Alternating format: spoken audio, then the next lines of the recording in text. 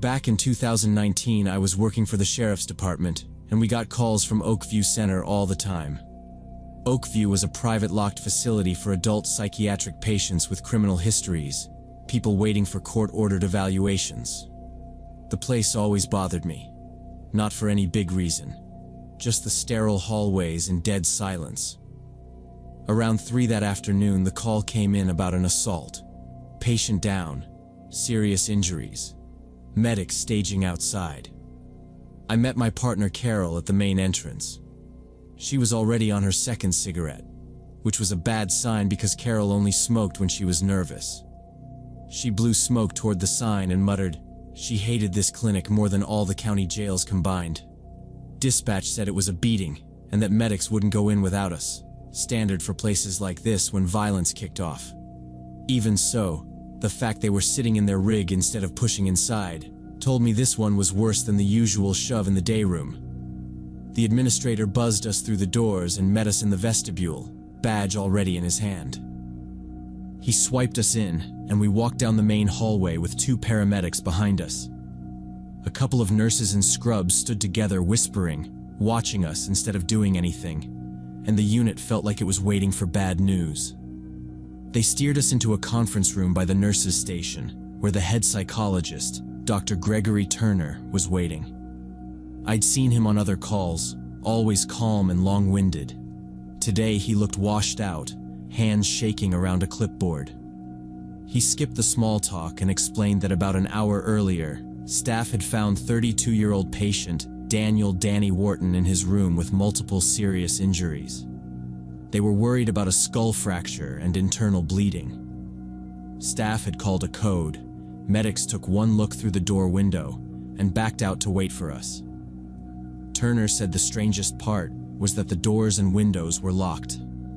Oakview ran everything off an electronic badge system, and according to the access logs, no one had gone into Wharton's room since the morning nurse rounds. No staff entries, no alarms, nothing. Carol frowned and asked if the injuries could be self-inflicted. Turner shook his head right away. Nature of the wounds clearly showed a beating with fists, and probably a heavy object. On top of that, Danny had been in handcuffs attached to the bed frame since a morning incident when he'd tried to swing on a nurse. While Turner talked, I kept glancing at the security guard posted by the door. Big guy in a too-tight uniform, hand resting near his radio. Eyes not on us, but on the corridor behind him, like he was waiting for somebody to show up. I'd seen plenty of nervous staff in plenty of bad situations, but this felt different. Like whatever had happened in that room still hadn't settled. The administrator stepped back in and said the paramedics were ready. Carol told Turner we'd finish questions later, and that first we needed the medics in with the patient, and nobody in that room argued. The paramedics went into Wharton's room first, and we followed right behind them. The sight inside hit hard even for people used to seeing damage. Young man on the bed, lying in a wide pool of blood. Face so swollen and purple he didn't look like himself, hands still cuffed to the metal frame. One of the medics let out a low whistle and said whoever did this clearly wanted him dead. The cuffs were intact, no damage to the lock or chain. There was raw skin around his wrists where he'd tried to pull free, but he hadn't gotten anywhere. Danny hadn't defended himself at all. Carol asked for Wharton's history while the medics worked. Turner said Danny had been 8 months in Oakview after stabbing his ex-girlfriend, with 2 earlier arrests for assault and a court competency order. I asked about enemies. He said arguments often, but no fights with patients. As for staff, everyone had alibis for the time of the attack. Dr. Turner took us to the security room where several monitors showed camera feeds. A skinny tech in a faded polo was already there. Badge crooked, fingers tapping the console. He introduced himself as Brad and said he had the relevant footage ready, but his voice shook a little.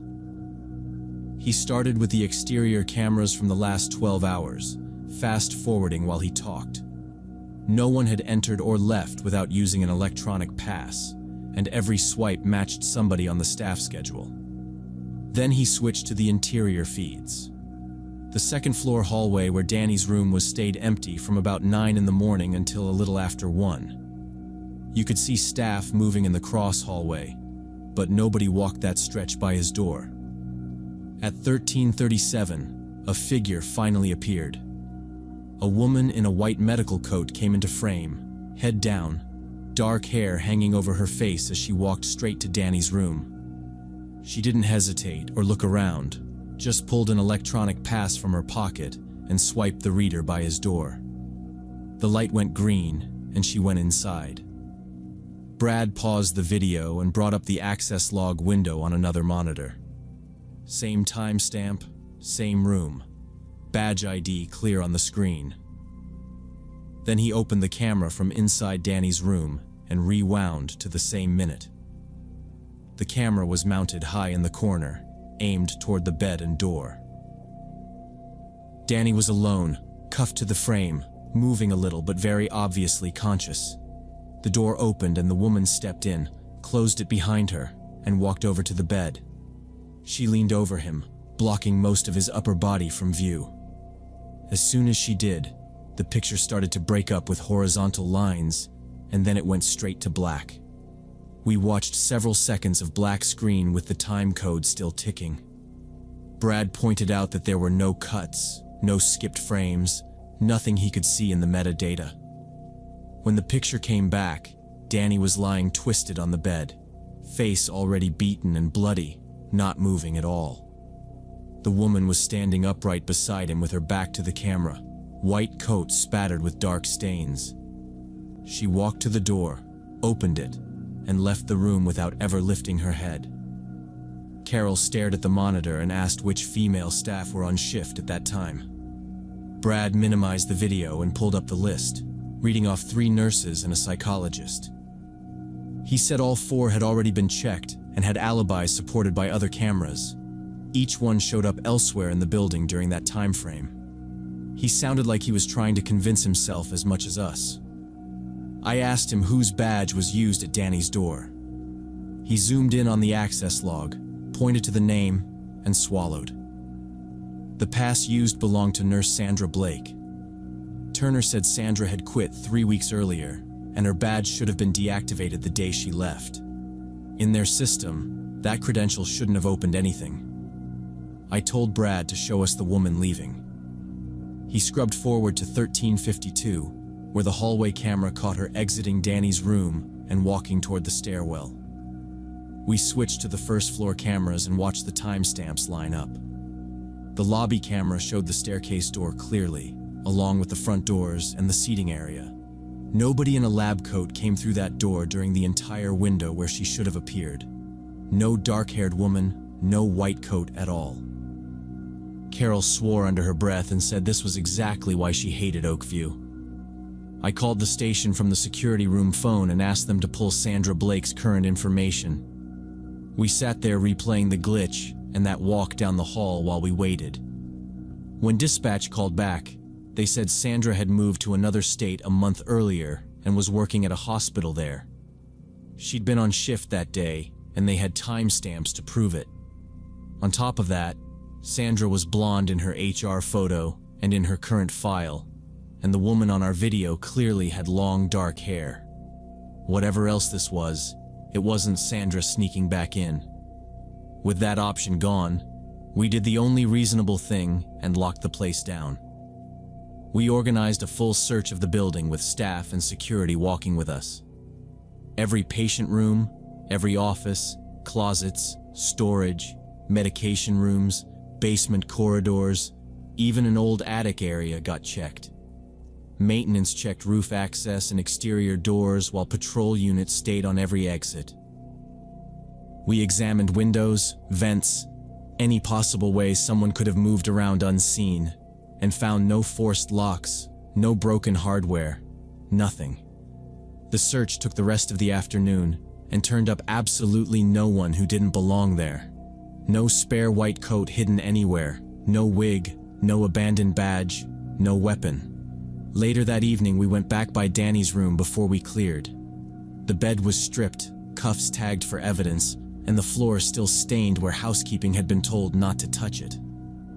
One of the medics stopped us in the hall to say Danny was in surgery but alive, prognosis guarded. After that, all we could do was write everything up and wait. Danny stayed in a coma for about 2 weeks. When he finally woke up, another detective and Turner tried to talk to him. They told me later he just stared past them at the wall and barely answered anything. He asked what day it was, asked for his lawyer, and shut down. No description of the woman. No memory he was willing to share, if he had it at all. As soon as he was medically cleared, he was transferred to the prison hospital, and Oakview dropped him from their census. The case stayed technically open for a while, but nobody ever got charged.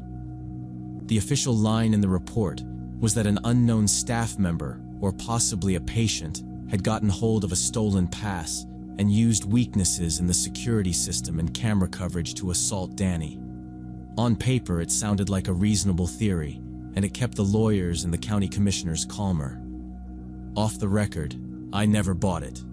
I'd walked those halls more times than I can count, and I know exactly what the cameras see. So to this day, I still can't explain how that woman got into that locked room with a dead badge and then walked out of the building without ever showing her face on any other screen.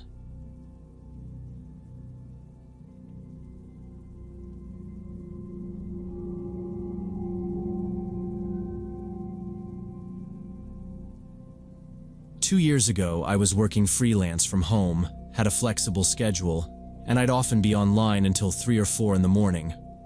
My clients were in other time zones, so being awake at weird hours kind of helped. One of my routines back then was lurking on anonymous forums where people talked about programming, games, hardware, whatever. I'd finish a task, open a thread, read some drama, answer a couple of technical questions, then go back to work. In one game dev thread, a user called Silent Key showed up. He asked smart questions about level streaming, corrected some nonsense answers, and clearly knew engines better than most of us. I replied to one of his posts, he replied back, and we ended up going back and forth for a while. The next night we picked up the discussion again. After a couple of days of that, he suggested moving to Discord because the forum message system was clunky. I didn't see a problem, so I dropped my handle and he added me. On Discord, he said he worked as a tester at a mid-sized studio, wanted to move into level design, and hung out on forums to learn and find like-minded people. Sounded normal. We chatted every day, mostly about games and tech stuff. He was quick to answer, always had links, examples, or some trick he'd tried. After about a week, he wrote that it would be easier to discuss one bug report over voice and asked if I was okay with a call. I usually avoid calls with strangers, but by then he felt like a regular coworker, so I said yes. His voice was low, calm, very clear, no background noise, no weird vibes. We ended up talking for almost 2 hours that first time. Engines, Steam, how broken some 8AA releases were. After that, we started calling regularly. Sometimes we'd both be working and just keep Discord open like background noise. Sometimes we'd play the same game and talk tactics. He was good at listening, which I'm not really used to. I'd throw out some half-formed idea and he'd say, "No, that's cool, keep it, just scope it down here and here." And it felt nice to have someone take my hobby projects seriously. Around the 1-month mark, he said he had a proposal. We could make a small indie game together and try to release it on Steam. Nothing huge, just a focused project, his words. I walked circles around my room with the headset on while we discussed it, because honestly, it sounded like something I'd been wanting to try but never had the courage to start. I tried to act chill, said we could at least plan it out and see if it was realistic. He sounded genuinely excited. We set up a shared document and started outlining the game. Mechanics, levels, tools, deadlines. After a couple of days, he suggested we move all project communication to a separate Discord server, just for the two of us and the game. Easier to keep track of everything, he said. That was reasonable, so he created the server, gave me admin, and made channels for design, tasks, builds. It started to feel like a tiny remote team, which was kind of cool. Then he slowly started shifting the conversation to my real life. At first it was small talk, where I lived, what the city was like, if I had roommates, what my parents did. I answered vaguely. Region, not district. They're office people, not job titles. It didn't feel dangerous, just the usual getting to know you stuff. He also talked about himself, but always in blurred terms. Central Europe, mid-sized city. My folks are normal. I noticed he never gave concrete names or places, but I wasn't sharing much either, so it seemed fair. About 2 months in, he suddenly asked if I'd like to meet in person. He wrote that he'd be in my city soon on a business trip for his studio, that we could grab beers and talk about the game in detail. That immediately felt wrong. I'm not against meeting online people in general, but only after a long time and with clear boundaries, and here I didn't even know his real name for sure. I told him I wasn't comfortable, that I preferred to keep things online. He kept pushing, said it was a unique chance, that real cooperation required real trust, that he'd travel a lot less later. I repeated no, trying to keep it friendly so the project wouldn't explode. After that, his tone changed. The technical talk faded and the questions got personal. He asked for my phone number, in case Discord goes down, then said he needed my exact address for tax forms when we go on Steam. Then wanted links to my old projects and where I'd worked before. It wasn't one big creepy jump, more like a steady increase. Every day there'd be another small nudge for more data. I started answering shorter, delaying replies, redirecting anything detailed with jokes. It was the first time in our talks that I felt like I needed to protect myself, not just my time. One evening he sent me a message with no text, just an image. It was a screenshot of my LinkedIn profile. Real name, headshot, work history. I had never given him that link, and the username there was nothing like my Discord nickname. Under the screenshot he wrote, "Found your profile. You look pretty good in the photo. Worked at that company, right?" My whole body went cold in that stupid cliché way people describe online. I didn't answer. I removed him from friends, blocked him, and deleted the shared server with all our project stuff. For a few hours I felt guilty, like maybe I'd overreacted. But then the next day I got an email on an old address I hadn't used in years. It was the one from my first game jams, long forgotten. He wrote this long apology, said he hadn't meant to scare me, that he'd only searched my info because there were many fakes and scammers, and he wanted to be sure I was real. He called me friend 3 times, talked about how much the project meant to him. I didn't reply. I just blocked that address and closed the tab. A day or 2 later, he popped up somewhere I really didn't expect. My Reddit DMs. Different username, different interests. Nothing linking that account to my real name or my freelance work. But somehow he'd still connected it. "Sorry it turned out this way," he wrote. "Just wanted to be closer. We're friends, right?" I stared at that message for a long time. Then I deleted that Reddit account completely and made a new one from scratch. After that, it was quiet for a week, and I convinced myself he'd finally backed off. But then, I got a notification about a new follower on my Twitter, which I kept semi-anonymously under a pseudonym. I barely used it, mostly to lurk on game dev posts, so any notification there stood out. The follower was a zero profile, no avatar, no bio, following only me. I thought it was a bot until I opened the timeline. The first tweet, posted minutes earlier, said, "I know it's you. Why are you hiding?" No tags, no context, just that. I blocked the account, went into settings, made the profile private, and stripped my name and bio of anything personal. For the rest of the night, I kept checking if a new account would appear. Nothing did, but it didn't feel like it was over. The last message didn't come online. It came through a courier. One afternoon, the doorbell rang and a guy handed me a plain envelope with my name, no return address. Inside was a stack of printed pages. It took me a few seconds to realize they were my old forum posts from 6 years ago, from a support board where I'd written about a breakup and money problems. Same username, same text, just printed. On top was a small typed note. I wanted to be your friend, but you pushed me away.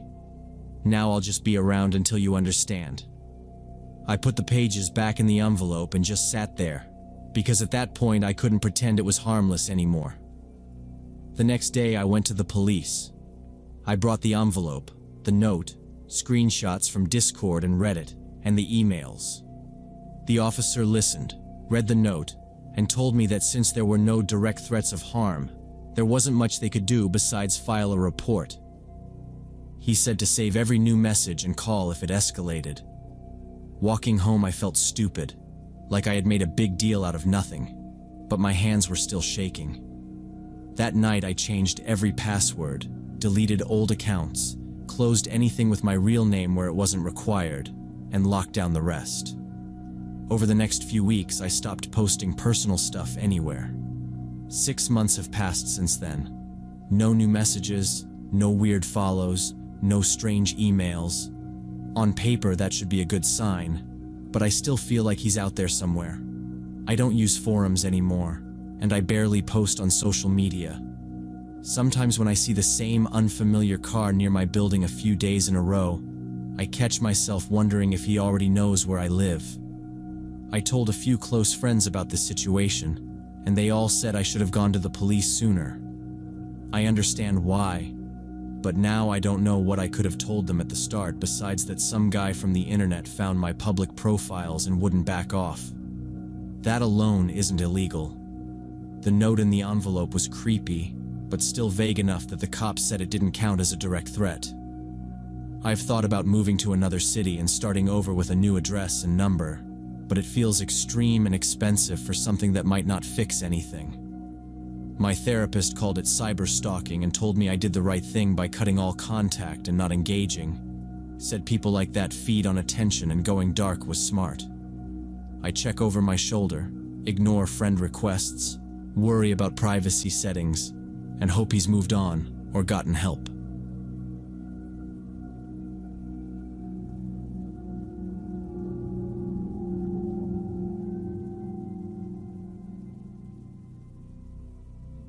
When the silver sedan showed up in my rearview mirror for the third time on different stretches of the highway, I realized it wasn't a coincidence. But all of that started 4 hours earlier, when I pulled out of Portland at 7 in the morning, pointed north towards Seattle. I'm an architect, mostly small offices and small retail, and this 2 o'clock meeting with the owner of a hotel chain was my shot at something bigger. I left extra early, drawings on a USB in my tablet, telling myself that as long as I was in the city by 1, I'd be fine. Around 10, the GPS started throwing up orange warnings about a crash and heavy traffic ahead. My arrival time slid from 12:45 to 1:35 in a couple minutes.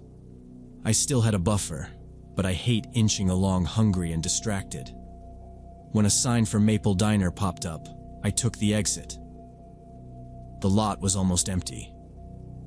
Inside, an older waitress wiped the counter, 2 truckers sat near the window, and a guy in a faded denim jacket had a table by the door.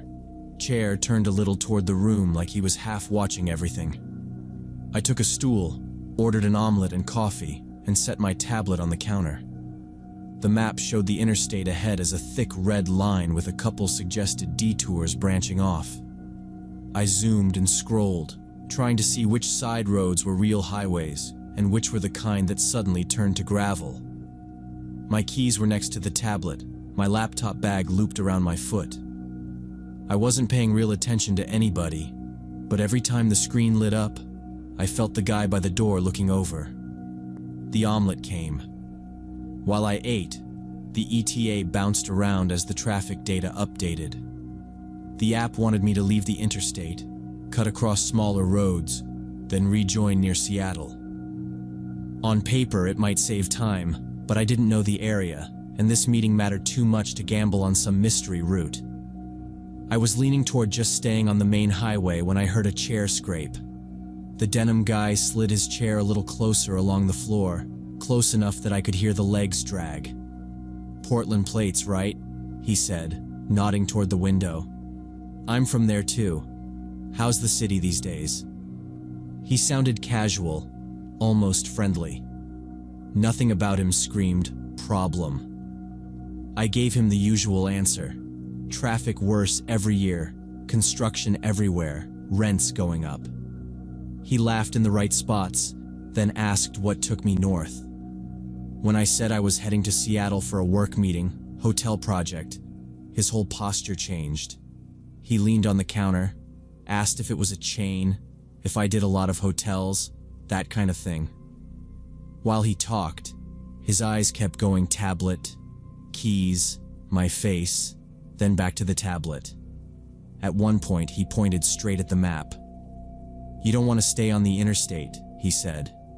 "It's a mess up there lately. You get off way earlier, cut across here and here." He traced a path with his finger. "Then come up from the east side. Locals use it. Saves you like 40 minutes easy." His fingertip tapped the glass right next to my keys. Without thinking, I slid them a little closer. On the map, the route he drew did follow a numbered highway, not just a thin gray line. For a second, I pictured that extra 40 minutes of breathing room, showing up early, maybe even grabbing a coffee near the hotel. Then I pictured sitting on the shoulder behind a wrecked pickup somewhere with no reception, explaining to this guy on the phone why I was late.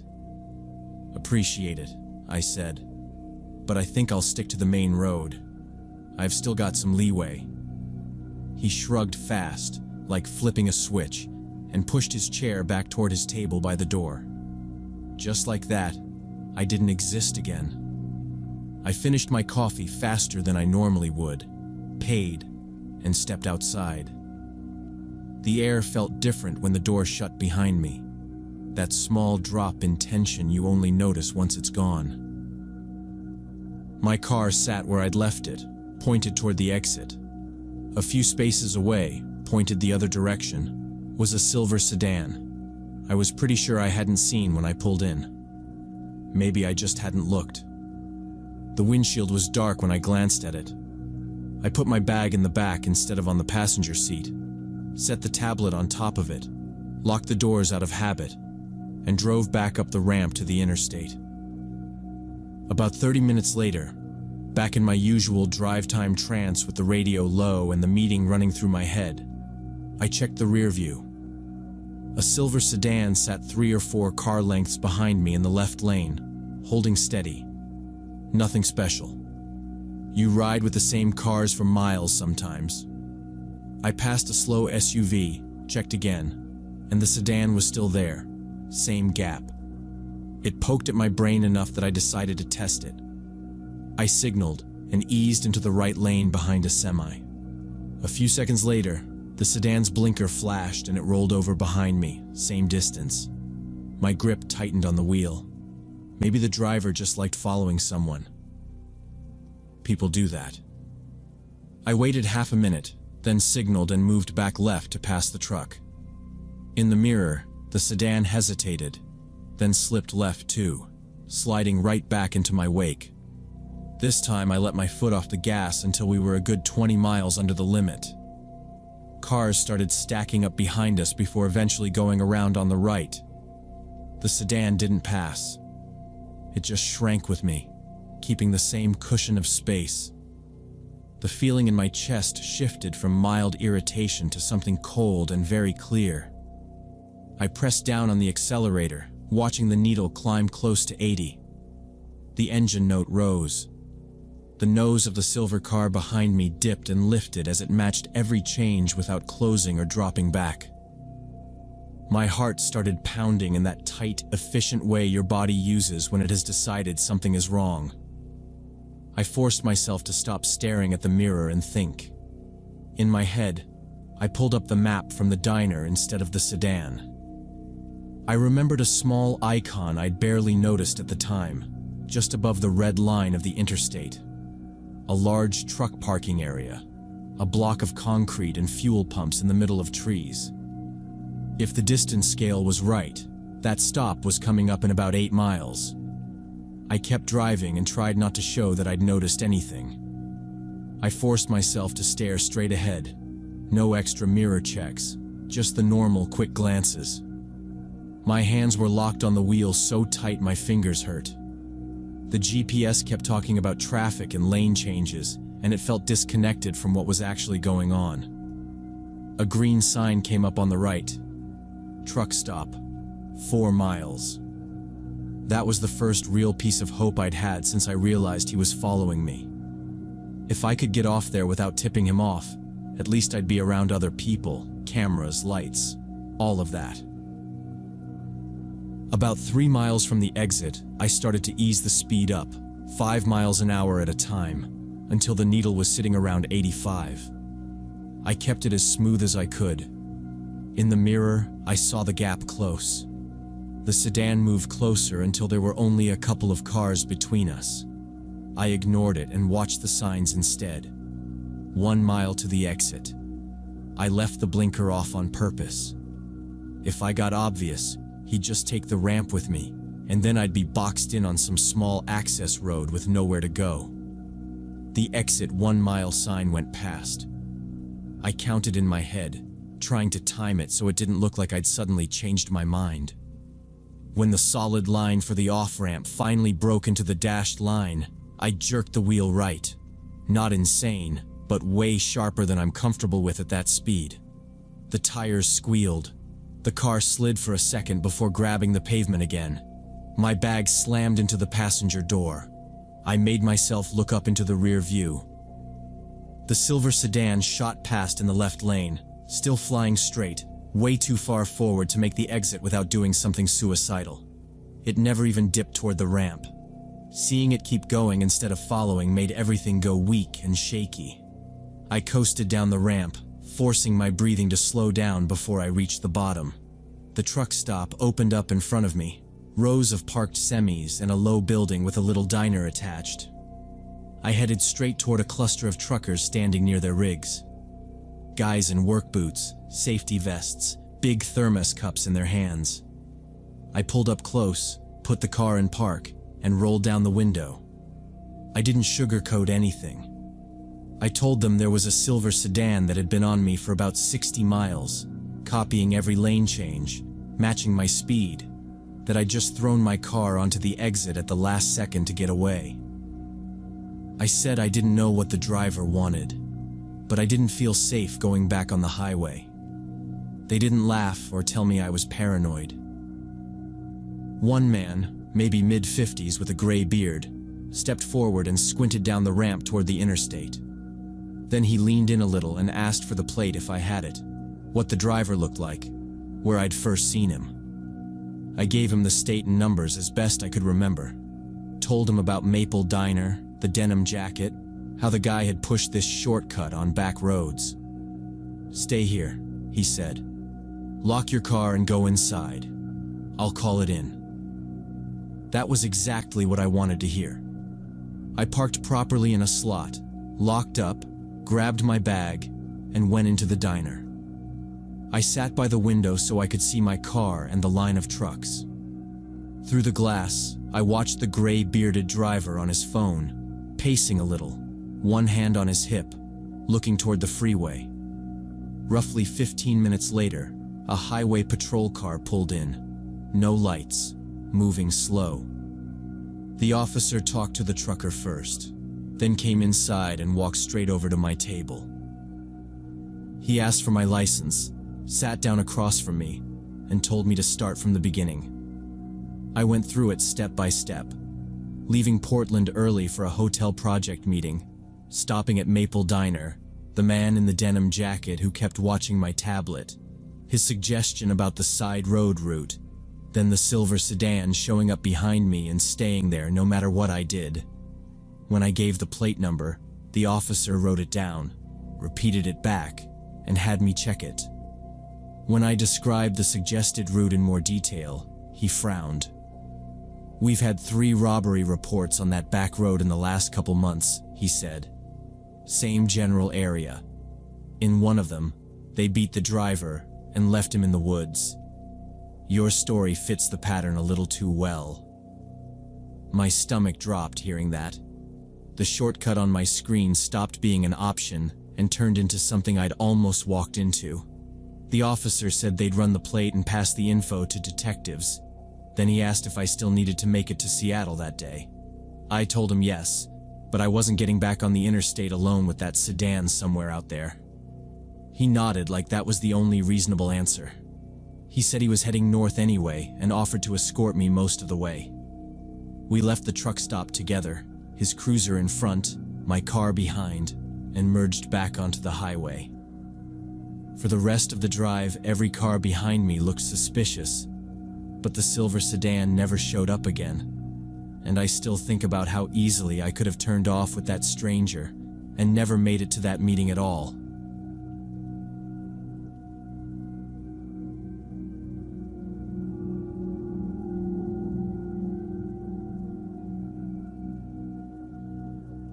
Six years ago, I worked as a night security guard for a private security firm in Texas. My shift was 10 p.m. to 6 a.m., patrolling an industrial district full of warehouses, small factories, and office buildings on the city outskirts. It was routine work. I drove a marked Jeep, checked doors and fences, wrote reports, and listened to the radio to stay awake.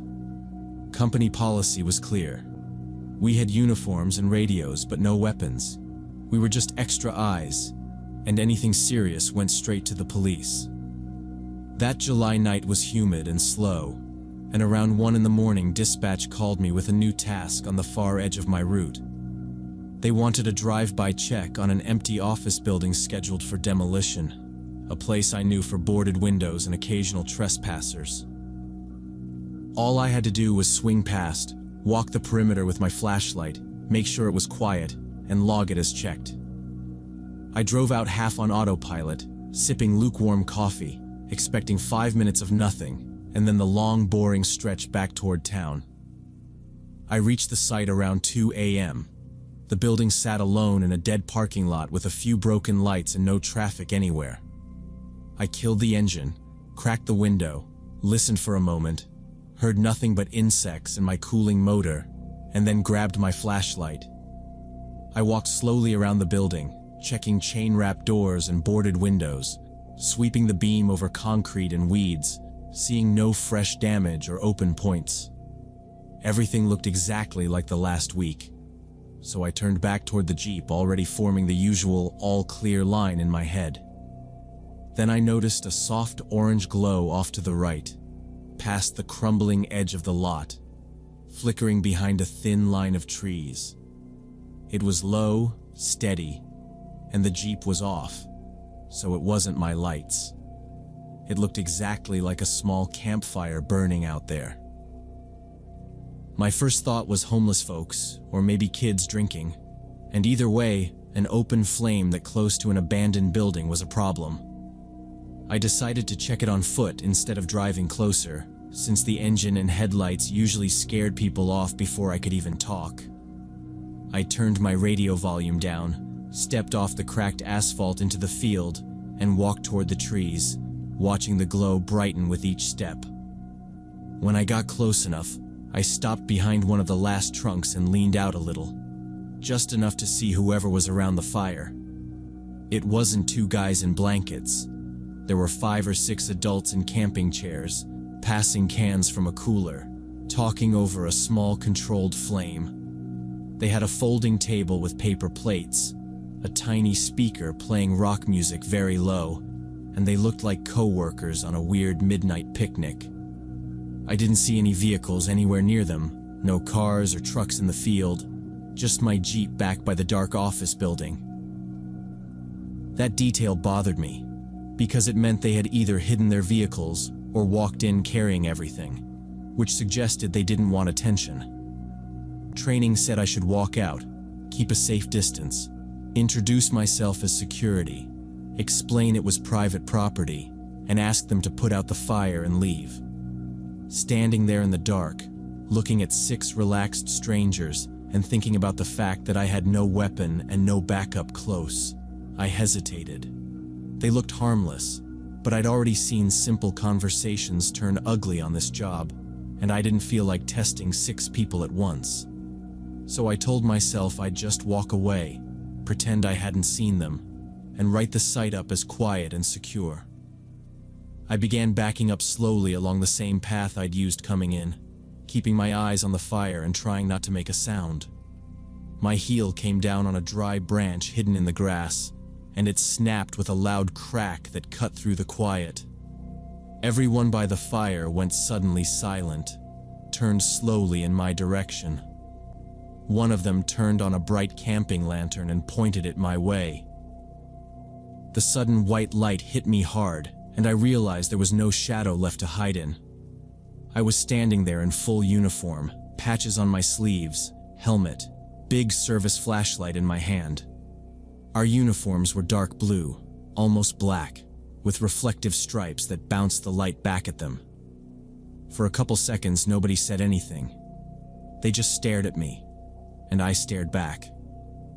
Right then it hit me how bad this looked from their side. I hadn't called out, hadn't said I was security, hadn't done the normal friendly greeting. I had walked in on them without a word, and just stood there watching from the trees. In that lantern glare, I probably looked like some cop who had been spying on them, or maybe something worse. One of the guys closest to the light half stood up, hand on the arm of his chair, and yelled, voice shaky, "Who's there? Hey man, what are you doing?" Somebody else said something like, "Dude, say something," but I couldn't tell if he meant me or his friend. In my head, I knew exactly what I was supposed to say. Something like, "Security, just checking the property. You can't have a fire here. I'm going to need you to head out soon." Simple script I had used plenty of times before, but my mouth didn't cooperate. I felt this tight, stupid panic, not even about danger, more about how awkward and wrong the whole thing already was. Instead of talking, I broke eye contact, turned around, and started walking back toward the Jeep as fast as I could without actually running. The grass brushed against my boots, and I focused on not stepping on another branch. Behind me, the campsite exploded in noise. I heard chairs scraping, a cooler lid slam, and overlapping voices all at once. Someone said, "What was that?" Another voice, sharper, "You see his uniform?" A third, higher one said, "He just stood there, man. He was just standing there." I still didn't look back. I kept my eyes on the dark outline of the office building and the faint blocky shape of my Jeep at the edge of the lot. When I reached the asphalt, I finally let myself move faster. I cut straight across the empty parking lot, climbed into the driver's seat, and pulled the door shut harder than I meant to. My hands were shaking a little when I shoved the key into the ignition. The engine turned over loud in the quiet space, and for a second I just sat there, listening to it. I was suddenly sure they could hear exactly where I was. I shifted into drive and started rolling away, keeping my headlights off so I wouldn't light up the field or their camp again. All night, driving between sites, I kept thinking about those people by the fire and how it must have felt when I walked away without a word. The more I replayed it, the more I really realized how strange and threatening my behavior had been. I was supposed to be the calm one, introduce myself, explain it was private property, maybe warn them about the fire and move on. Instead, I turned them into a story. Some silent guy in uniform watching from the dark and disappearing. The next day, after I finally slept, I checked the map and saw that spot sat on the line between the industrial zone and public land out there. I didn't write any of it in my report, didn't tell my supervisor, didn't mention the fire or the people or the way I'd basically abandoned the contact. On paper that night was just another all clear, but in my head, it never really ended. I still picture them packing up in a hurry, stamping out the fire, throwing their stuff together, looking over their shoulders, and wondering if I was coming back with cops, or if I hadn't been official at all. If I was in their place, I know I'd be replaying that moment for years. Even now, 6 years later, I think about that more than any real incident from that job. I don't remember every alarm or trespasser, but I remember that lantern, that field, and those voices asking who I was. And I regret not just walking up, saying hello, explaining the rules, maybe even joking about how creepy I'd made it, instead of leaving them with a story that probably still bothers them the way it still bothers me.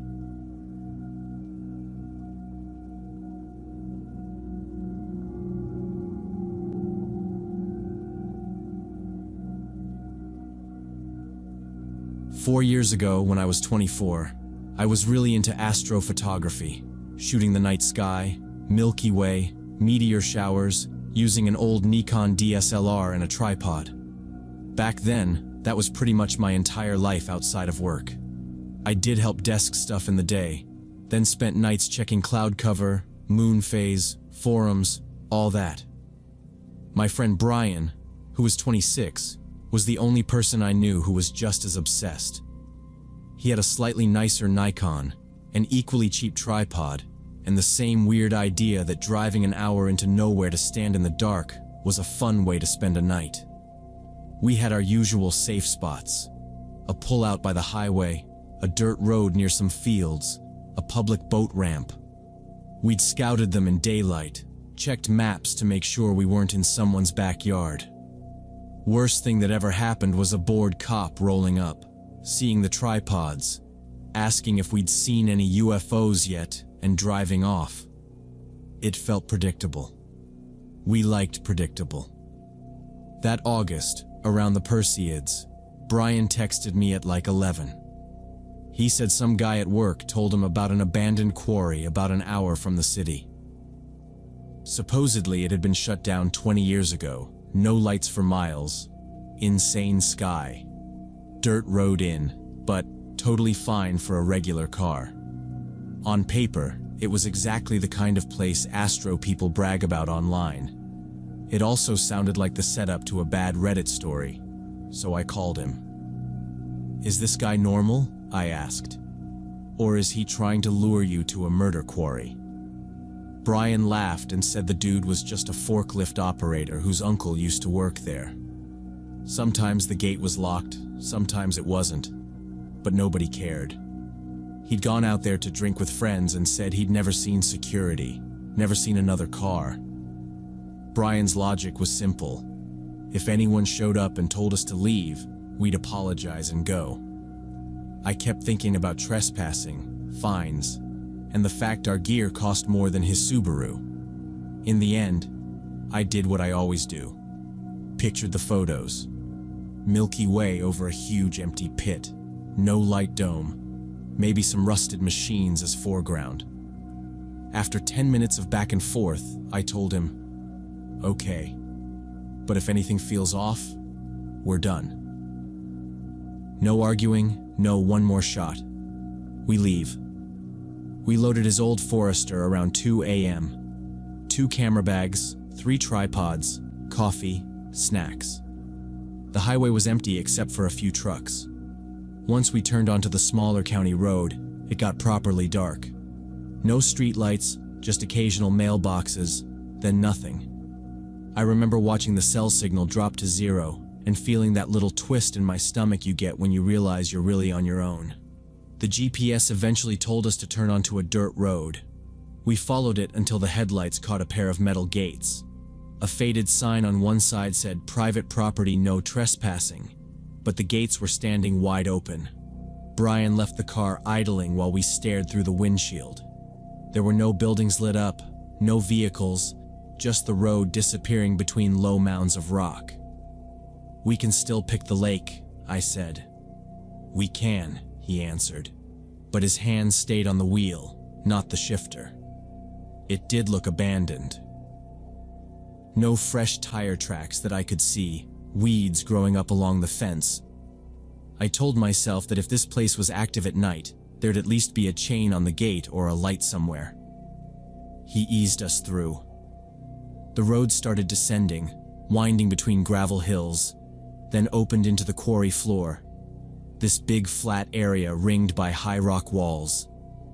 Rusted containers, broken concrete, old metal frames were scattered around like someone had just walked away mid-shift years ago. No houses, no distant highway noise, just us and the car. We parked near what looked like an old loading spot, killed the engine, and stepped out. The sky was ridiculous. The Milky Way was bright even without the camera, and for a while we just slipped into our routine. Tripods, cameras, test exposures, focus checks.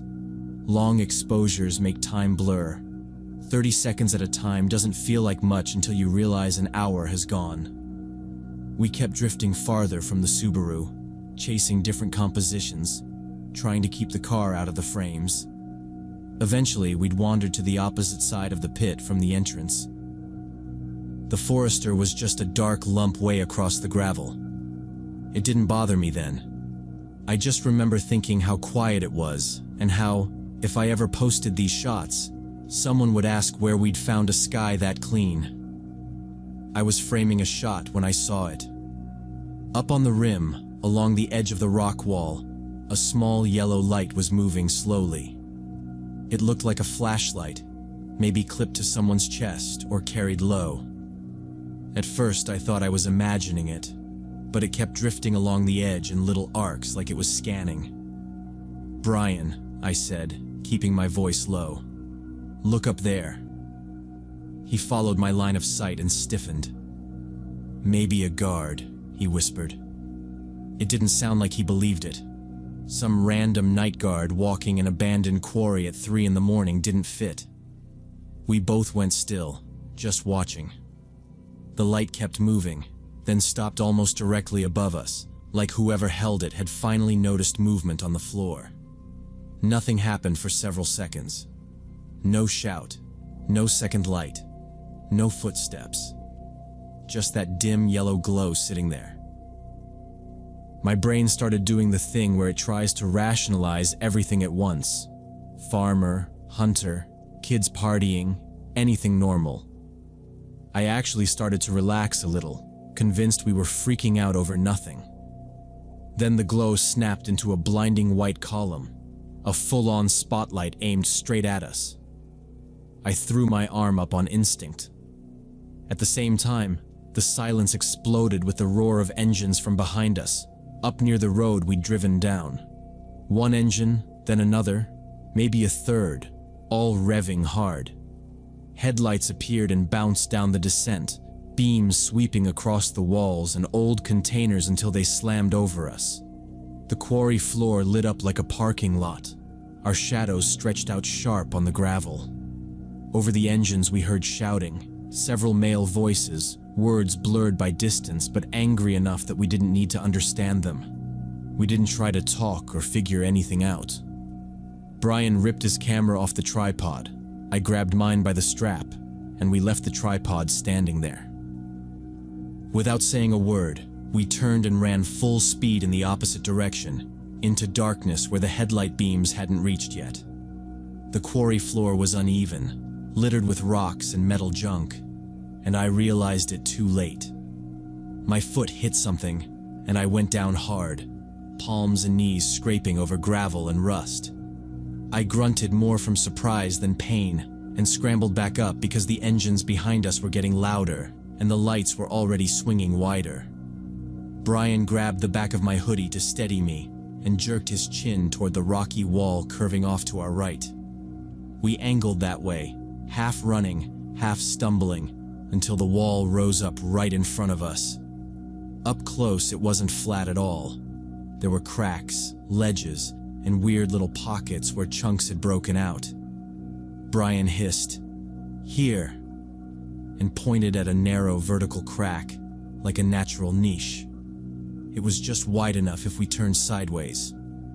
We squeezed in together, shoulders and chests pressed tight, backs against the cold rock, and tried to sink into the shadow. From outside, it probably looked like nothing. Inside, it felt like a closet with the door pushed into our faces. I focused on keeping my breathing quiet, but every inhale sounded too loud in my own ears. The trucks finished one fast loop, then slowed down. Now they were methodically circling, cutting across the middle, headlights and spotlights sweeping like they were doing a grid search. There were 3 pickups, 2 white and 1 dark, and I could see silhouettes standing in the beds swinging flashlights over the ground. Every time a beam passed near us, my jaw clenched. Voices bounced around the walls, men yelling to each other, but the echo twisted everything so it all blurred together. I couldn't understand a single word, just tone, and that tone was pissed. One of the pickups peeled out of the circle and rolled straight toward our side. The engine got louder, the headlights washed over broken rock in front of our crack, and a guy in the bed started dragging his flashlight along the wall. The beam moved slow, like he had all the time in the world. It slid across old drill marks, rust streaks, then swept maybe a meter from my face. I tilted the camera down into my chest, squeezed my eyes shut, and held my breath, absolutely sure the lens was going to flash back at him. The light hovered for a second that felt like an hour, then kept going. The truck idled right there for a bit. Then the driver revved and turned away, heading back toward the center. A minute felt like an hour, but the pickup drove past without noticing us in the shadow of the crack. I wanted to pull out my phone and call the police so badly my fingers twitched, but I was terrified the screen light would give us away. Down there it was pitch dark except for their lights. Any little glowing rectangle would look like a flare. So I left it in my pocket and just sat there, counting my own heartbeats while the trucks kept crawling around the quarry.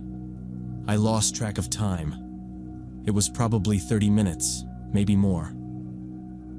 The pickups kept patrolling the quarry floor, sometimes stopping in a cluster like they were arguing about what to do next. Then one of them headed toward the entrance where we'd parked.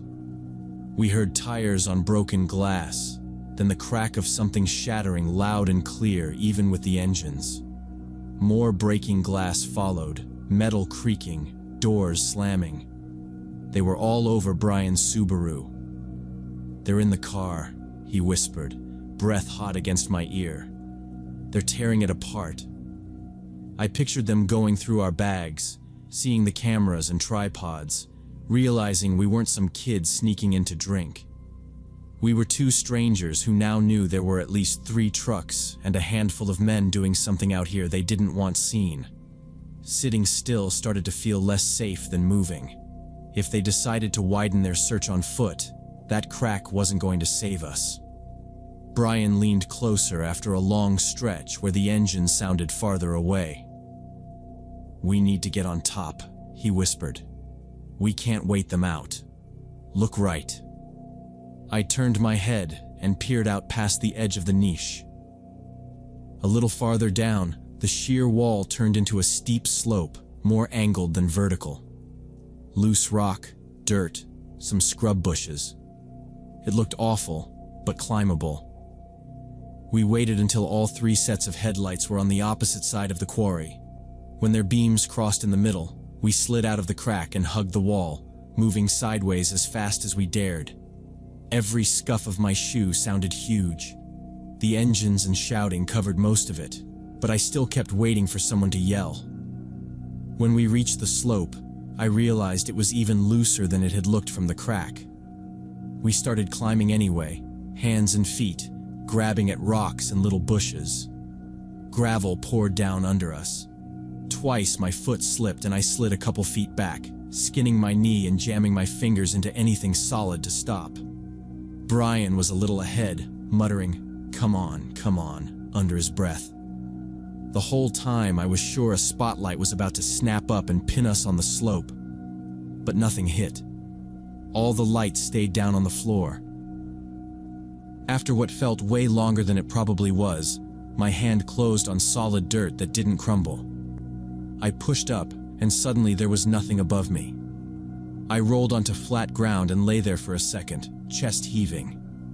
Brian crawled up next to me. Behind us, the quarry dropped away, just darkness with the occasional moving glow far below. In front of us was flat open field, sparse trees scattered around, and out in the distance, the faint, steady line of the highway lights. We didn't talk.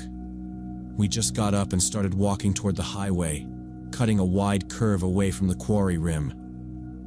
When we were far enough that I couldn't hear engines anymore, I finally took my phone out, turned my body to block it, and called 911. I told the dispatcher we'd been in an abandoned quarry taking photos, that 3 trucks had come in fast, chased us on foot, and were now smashing up our car.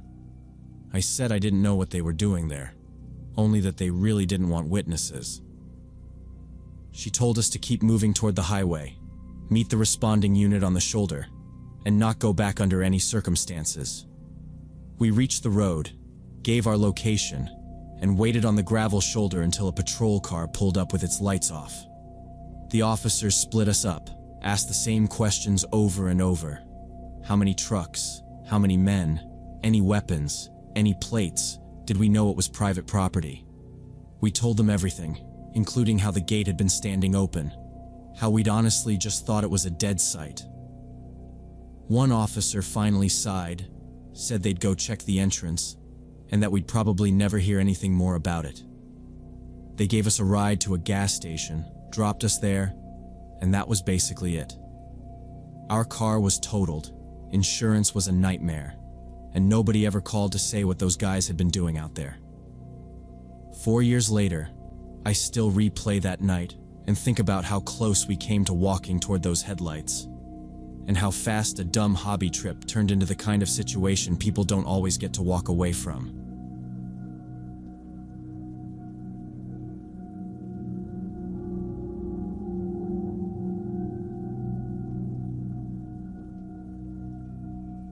During the summer of 2019, me and my buddy Mark planned a 5-day hiking trip through a state park known for canyons and waterfalls.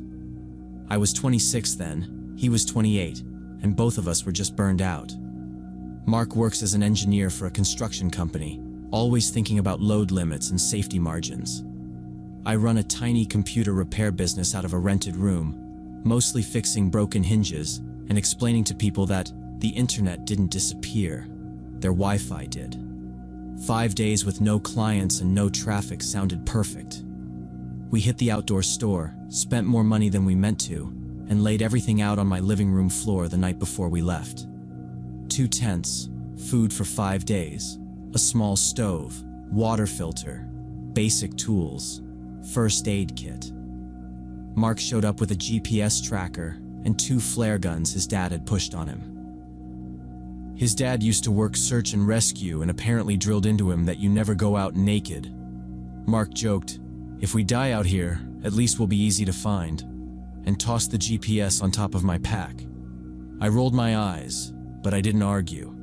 It was a popular state park. I honestly thought the worst we'd see would be blisters and maybe some annoying campers. The first 2 days were pretty much perfect. We followed the main loop, maybe 12 miles total. Nothing crazy. We passed families with kids, a solo older guy, a couple of trail runners. The first night we camped by a small lake, cooked instant noodles, and tried to fish with a cheap collapsible rod Mark brought. We split one sad little fish and agreed this was still better than eating at our desks. Day 2 was more of the same. Easy trail, decent weather, small talk about work and life. By the second night, I'd stopped even thinking about the GPS and the flares. Everything felt controlled and safe.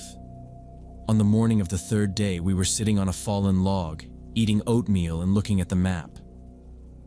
The main loop did this big, lazy curve around a canyon.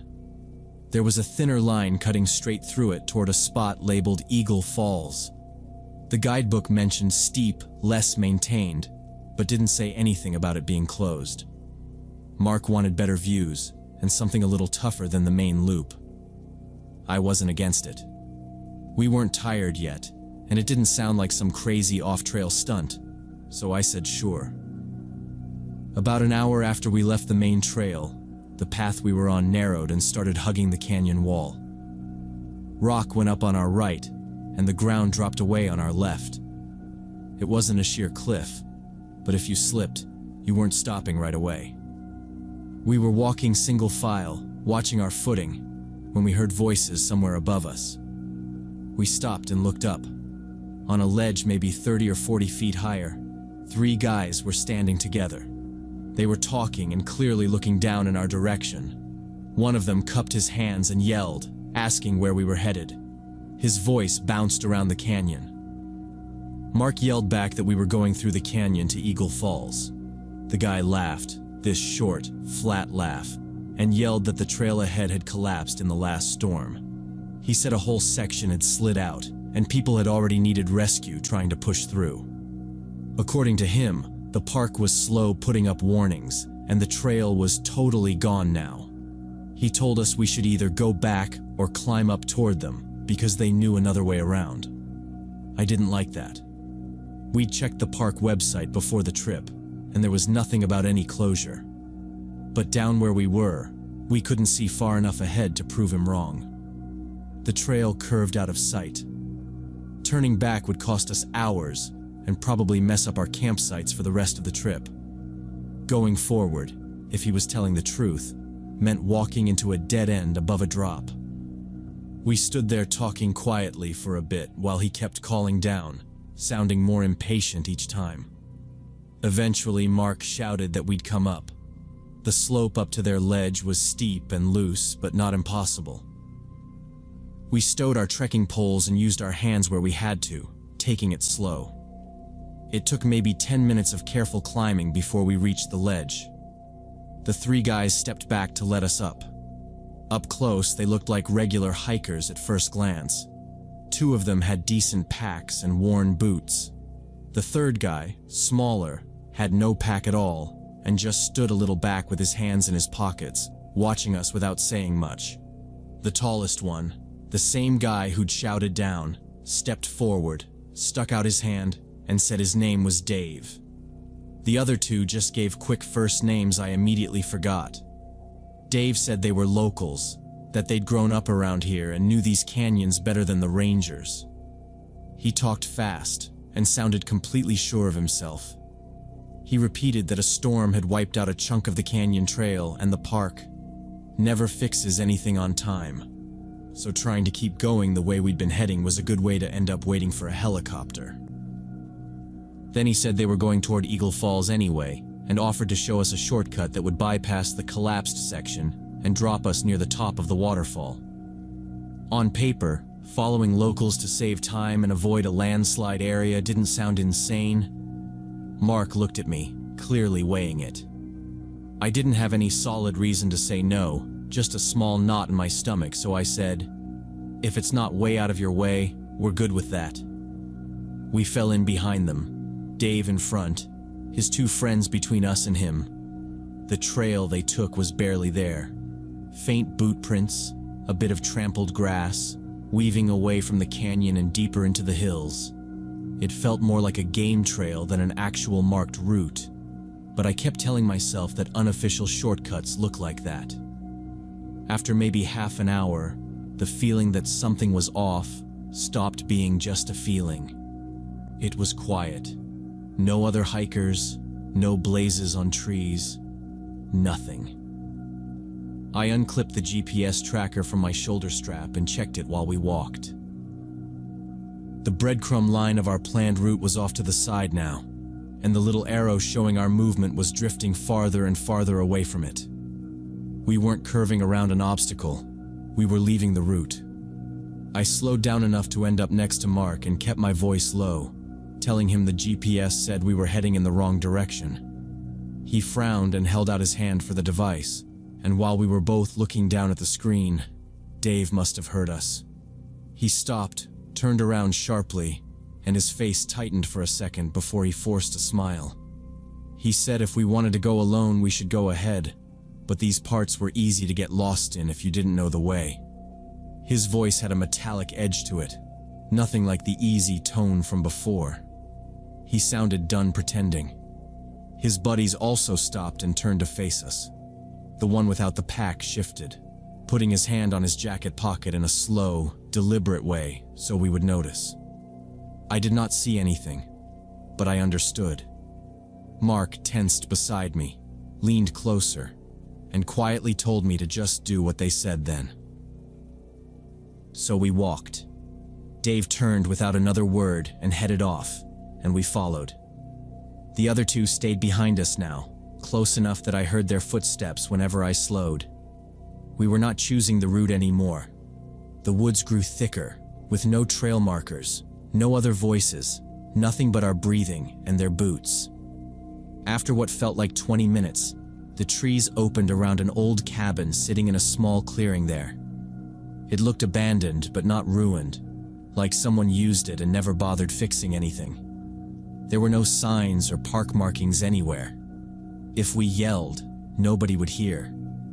Dave turned to us and said we could leave our backpacks at the cabin so we would be lighter and faster. I said I would rather keep mine. One of his buddies pulled a folding knife and began opening and closing it where we could see. Mark looked at the knife, then at me, and his face settled into this hard, focused look I had seen only a few times. He told me calmly to take my pack off. He set us down by the wall and I followed. Dave nodded like everything was normal and said they would check something inside first, told us to wait there.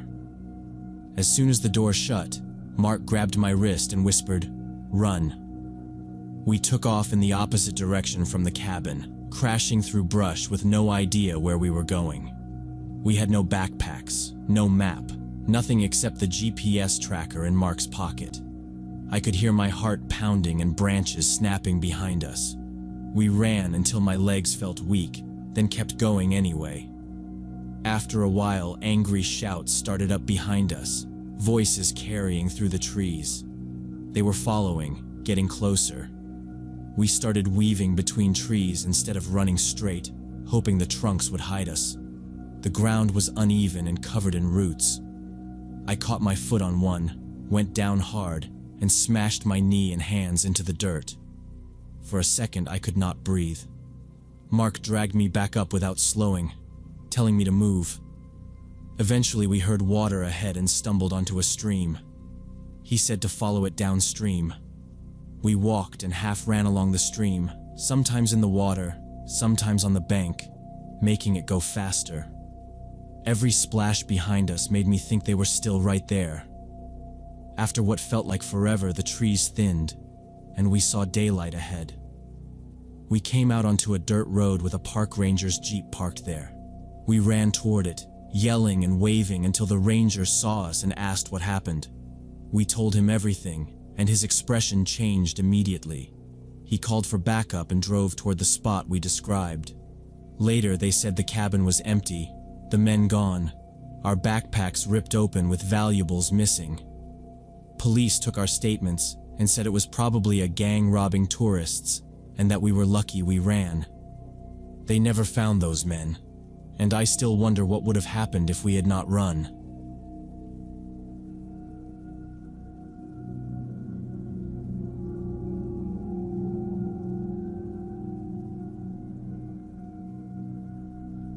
Growing up, I thought accepting rides from strangers was something only kids had to worry about. When I was 24 and had just moved to Salt Lake City for my first real IT job, I learned that lesson the hard way. I'm telling this story to my friend Mark now because he just bought a new car, and I want him to get why I'm so paranoid about transportation. I've never told anyone the full version before. 4 years ago, I was new in the city, didn't know anyone, and was still in that phase where you think staying later than everyone else makes you look serious. I wanted to be the reliable IT guy, so I stayed one night until almost 11 trying to fix a deployment bug. When I finally closed my laptop, the whole floor was dark and quiet.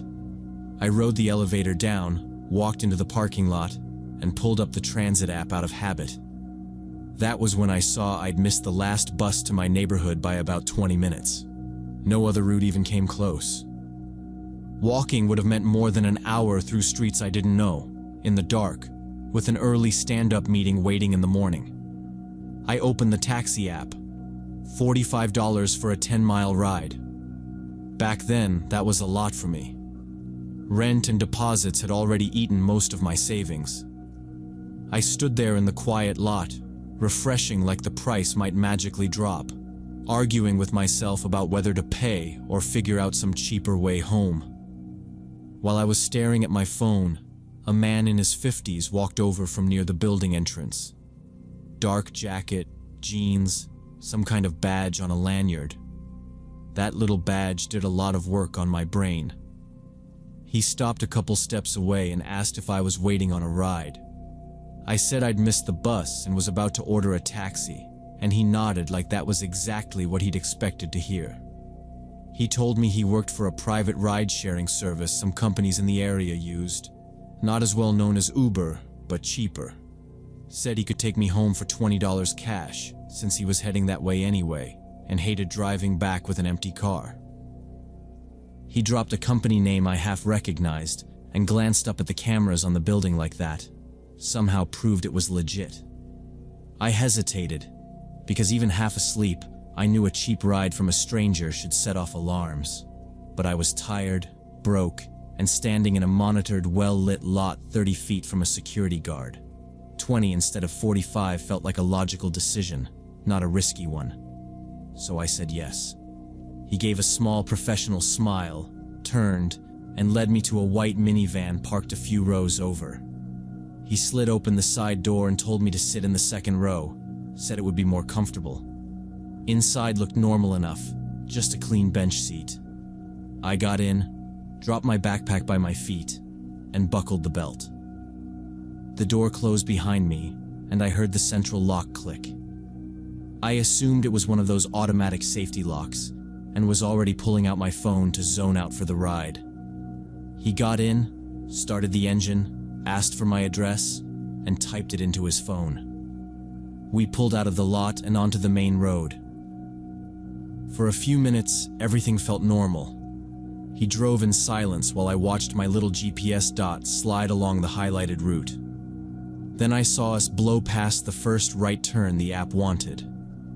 The route recalculated, and then we ignored the next one too. After third missed turn, I leaned forward and told him GPS said we should have gone right back there.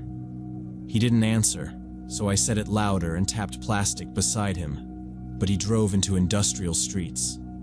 Telling Mark I still remember reaching for door and feeling smooth, decorative panel where handle should be. Tried the window button, nothing happened. The wiring was obviously disconnected. My heart started pounding and it hit me how bad this was. I was locked in the back with no handles, no working window, with some guy who wouldn't even answer me. I started hitting the glass with my palm, then my fist, shouting at him to stop and let me out. The van just kept moving through the warehouse streets. No people on the sidewalks, no cars around us, just fences and loading docks sliding by while he ignored everything I was doing. I kept yelling until my throat hurt. He stared straight ahead, both hands on the wheel, like he was alone in the car. Once his eyes flicked up to the rearview mirror, just long enough for me to know he'd heard me, then went back to the road. That scared me more than if he'd turned around and threatened me. He'd already decided what was happening. Whatever I said didn't matter to him. I pulled out my phone. Full signal. Enough battery. My thumb hovered over 911, but I froze. In my head, I saw him noticing the screen light up, slamming the brakes, climbing into the back before I could even say where we were. I didn't know what he had under the seat, or if the doors could be opened from outside while we were stopped. If he was willing to lock me in like this, I had no idea what he'd do if he thought I was calling the cops. I slid the phone back into my pocket and forced myself to look around instead of just panic. I started watching the turns. Left, long straight, right, another right. I tried to match it to anything from scrolling apartment maps, but every block looked the same. Big dark buildings, chain link fences, empty loading bays. The streetlights thinned out. Between them, the glass turned into a dark mirror with my own face staring back. I pushed along the rubber around the window, looking for a weak spot or something I could pry. Nothing moved. We passed one corner with a small guard booth lit up, and I almost slammed my whole body against the glass to get whoever was in there to look over. By the time I made up my mind, we were already past. That's when it clicked that waiting and hoping he'd stop somewhere I could run from was stupid. Wherever he chose to stop, it would be for his reason, not mine. If I was going to have any control at all, I had to get out while we were still on normal streets. After that, I watched the stoplights more than the road. Every time we slowed, I shifted my weight and felt how much the van moved. Jumping while we were rolling felt like a good way to crack my skull on the pavement and wake up back inside with fewer options. So I made a rule in my head. First full red light where we actually stop, I go through the glass, no matter what. When we finally rolled up to a red and came to a complete stop, I didn't count down or think it through again. I shoved my back against the opposite wall, planted both feet on the window, and kicked as hard as I could. The glass shook but held. Pain shot up my legs. His eyes hit the mirror, but he still didn't speak. I reset and kicked again. A crack ran across the window. Third kick, the glass blew outward in one loud break and dropped into the street. I grabbed the top edge and pulled myself through. The remaining shards sliced my palm and tore my clothes, but I didn't stop. I tumbled out, hit the road on my shoulder, and scrambled up while the light was still red. I heard the engine roar behind me. By the time I turned my head, the van was already flying through the intersection, not even waiting for green. There was a 24-hour gas station a block away. I ran for it, pressing my bleeding hand against my shirt. Inside, the clerk froze when he saw me and asked if I needed an ambulance. I told him I needed the police. We used the store phone because my hands were shaking too much. I gave the dispatcher what I had. White minivan, older guy in a dark jacket, some badge on a lanyard, the general direction we'd driven, the office park I'd started from. The officers showed up, took one look at my hand and shoulder, and started taking photos. They had me go through the story twice, slowing me down when I skipped parts. When one of them asked for the plate number, I had to admit I'd never checked it. He didn't yell, but his jaw tightened. He said they'd pull camera footage from around the office and the industrial streets, see if they could match a van and driver, and told me not to accept unofficial rides again. They offered me a ride home in a patrol car. I said yes immediately and didn't look out the windows much on the way. Now I'm at Mark's kitchen table with a beer going warm in my hand, and I tell him to only use licensed rides, to always check the plate and the driver's face against the app, to get out the second something feels wrong, even if it makes him look rude or paranoid. I tell him saving $20 isn't worth being locked in a moving box with someone who won't even admit you're there. He looks at me, and I can see he understands I'm not telling him everything about what happened in that van before I broke the window.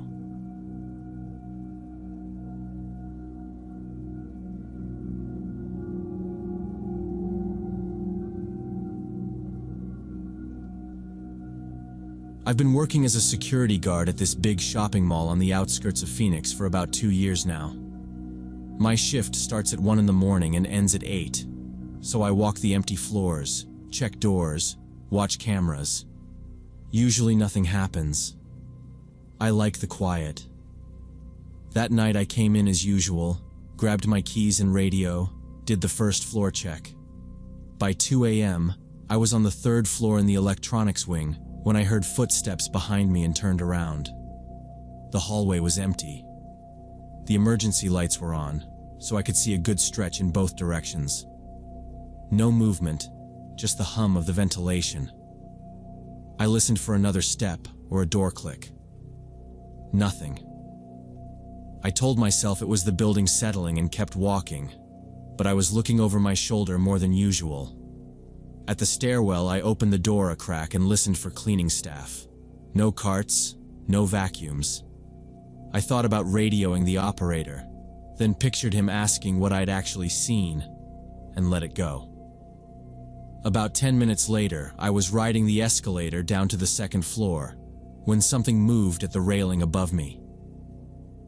Just a shape stepping back out of sight, fast enough that I couldn't say what they looked like. I stopped halfway, turned around, and went back up. I walked the loop again with my flashlight out, checked every little seating area and pillar. Nobody. I finally called Central, asked if they saw anyone near the third floor rail. The operator said it was just me on his screens. I asked if any doors had tripped, or if he'd seen motion on the other floors. Nothing. He joked that I needed more coffee. I laughed it off and kept working, but I put my keys in my pocket and kept the flashlight in my hand. On the first floor, I did the usual pass by the entrances, all secure, alarms armed. My stomach was growling, so I cut through the service corridor into the staff break room to eat and just check my phone. I was in there maybe 15 minutes, answering a text from my sister, trying to convince myself I was just jumpy. When I opened the break room door, he was already there. A man stood across the hallway, 5 meters away under a dark jewelry store sign. Middle-aged, worn jacket, dirty jeans, hands at his sides. He stared straight at me, unblinking, face empty. I know every overnight employee in that building. He wasn't one of us. I stopped and called out, asking who he was and how he got in. He didn't answer. He just stared a second longer, then turned his back and walked toward the emergency exit at the end of the corridor. Not hurrying, not sneaking, just heading straight for it like he owned the place. I followed at a safe distance, one hand on my radio, telling him the mall was closed and he needed to stop so I could escort him out. He never looked back or changed pace, just kept walking toward the red exit sign. I lifted my radio and called Central, watching him while I talked. I reported an unauthorized male on the first floor heading to the south emergency door, gave a quick description, told them to check cameras and exits. My heart was pounding. The operator came back and said he didn't see anyone at that door or in that hallway, just me. I repeated myself, tighter, said he was right in front of me. The answer didn't change. I reached the emergency exit expecting the alarm, but the door was closed, latch engaged, alarm light steady. There was nowhere he could have gone except past me, and that hadn't happened. After that, I walked the mall jumpy, avoiding stock rooms and staying in open areas. By 6, the last task was taking the trash to the dumpsters. I checked the window by the service door, saw an empty loading dock, and pushed the bins outside. It was still dark. I was rolling out the second bin when I heard footsteps behind me. I turned around quickly. The same man was standing at the corner of the building, 5 meters away. He took a step toward me, then another. I yelled for him to stop, but he kept walking, silently, with that same empty expression. My brain was trying to decide if I should reach for my radio or the keys first. I dropped the bin handle and backed up toward the door, still facing him. When I realized he wasn't slowing down at all, I stopped talking and just ran. He sped up as soon as I moved. I heard his shoes on the concrete behind me, faster than before. I grabbed the handle of the service door, yanked it open, and almost fell inside. I slammed it shut with my shoulder and threw the bolt. Only then did I realize I was breathing hard, like I'd just sprinted a lot farther than that short distance. Through the narrow glass panel in the door, I saw him reach it a few seconds later. He tried the handle calmly, like he had all the time in the world. Then he leaned in closer to the glass and just stared at me. Same blank face, but now I could see his eyes more clearly. No anger, no surprise, nothing. I told him the police were on their way and that he was trespassing. Said it in my professional voice, the one they teach you in training. He didn't react. He just watched me like I was a TV screen. We stood like that for what felt like forever. me gripping the radio in one hand and the bolt in the other. In reality, it was maybe 2 minutes. I know because I glanced at the wall clock once and tried to count. At some point he let go of the handle, straightened up, and slowly walked away, disappearing out of view of the little glass rectangle. I stayed exactly where I was. I was not going out there again to see where he went. I called the police from that hallway, leaning on the wall, giving them the fastest description I could without my voice shaking too much. Middle-aged male, worn jacket, jeans, possibly transient but clean enough that he didn't look homeless, on foot, aggressive approach. While I was still on the phone, I radioed the operator and told him to watch the exterior cameras facing the loading dock. He said he had them up and could only see me inside by the door. The cops showed up about 12 minutes later. I watched them pull into the dock on the monitor in the hallway before I even thought about unlocking the door. Once I saw them outside, I cracked it and stepped out, staying close to the frame. We walked the perimeter together. The air still felt heavy from the adrenaline, and my legs were shaky. The officer with the notepad asked me to repeat everything, from the first time I saw the guy by the jewelry store to him standing at the door staring in. When we went back to the security office, the operator replayed every camera angle that faced the exterior. The man never appeared coming in from the street or from the lot. The only footage they got was him standing at the door, trying the handle once, then turning and walking toward the back fence before the camera lost him in the dark. No plate numbers, no vehicle, nothing to run. One of the officers said they'd had a few calls about a suspicious guy bothering women in that area late at night, but hadn't managed to catch him yet. They took my statement, told me to be careful, and reminded me to call immediately if he came back. I quit that job 2 weeks later. I kept finishing my shifts, but even in the daytime when I stopped by to drop off paperwork, I felt like someone was watching me from corners and railings. I avoided walking through the parking lot alone, asked coworkers to leave together, and parked as close to the entrance as I could. When I told my manager in detail about that night, he listened, said he took it seriously, but pointed out that the system log showed no unauthorized entries and that sometimes camera glitches or reflections made it look like things were missing. I nodded, but I knew what I saw. That man was real, and he knew how to move around that property without being noticed. About a week after I turned in my badge and uniforms, I was scrolling local news on my phone before bed and saw the headline about an attempted abduction in the mall parking lot. A woman leaving her closing shift had been attacked near her car. The description of the suspect was short, but it was enough. Middle-aged man, worn jacket, quiet, approached fast, tried to drag her toward an older vehicle parked a few spaces away. She fought back hard, used her keys, screamed, and he took off. They still hadn't found him at the time the article was written. Reading that, I realized that if that service door hadn't locked, or if I'd hesitated for even a few seconds longer out there with the bins, he probably would have been on me the same way. I keep thinking about the way he never spoke, how he just stared like I was already an object he'd picked out. I don't know exactly what he wanted, and I try not to imagine the worst versions. But his empty stare still shows up in my head when I park in dark lots or walk past loading docks, and it reminds me that I was a lot closer to being that headline than I like to admit.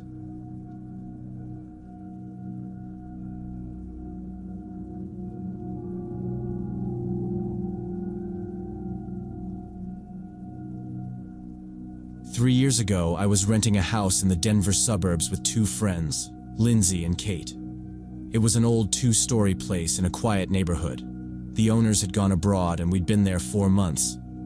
That night in mid-October, Lindsay was on a night shift at the airport where she worked as a dispatcher.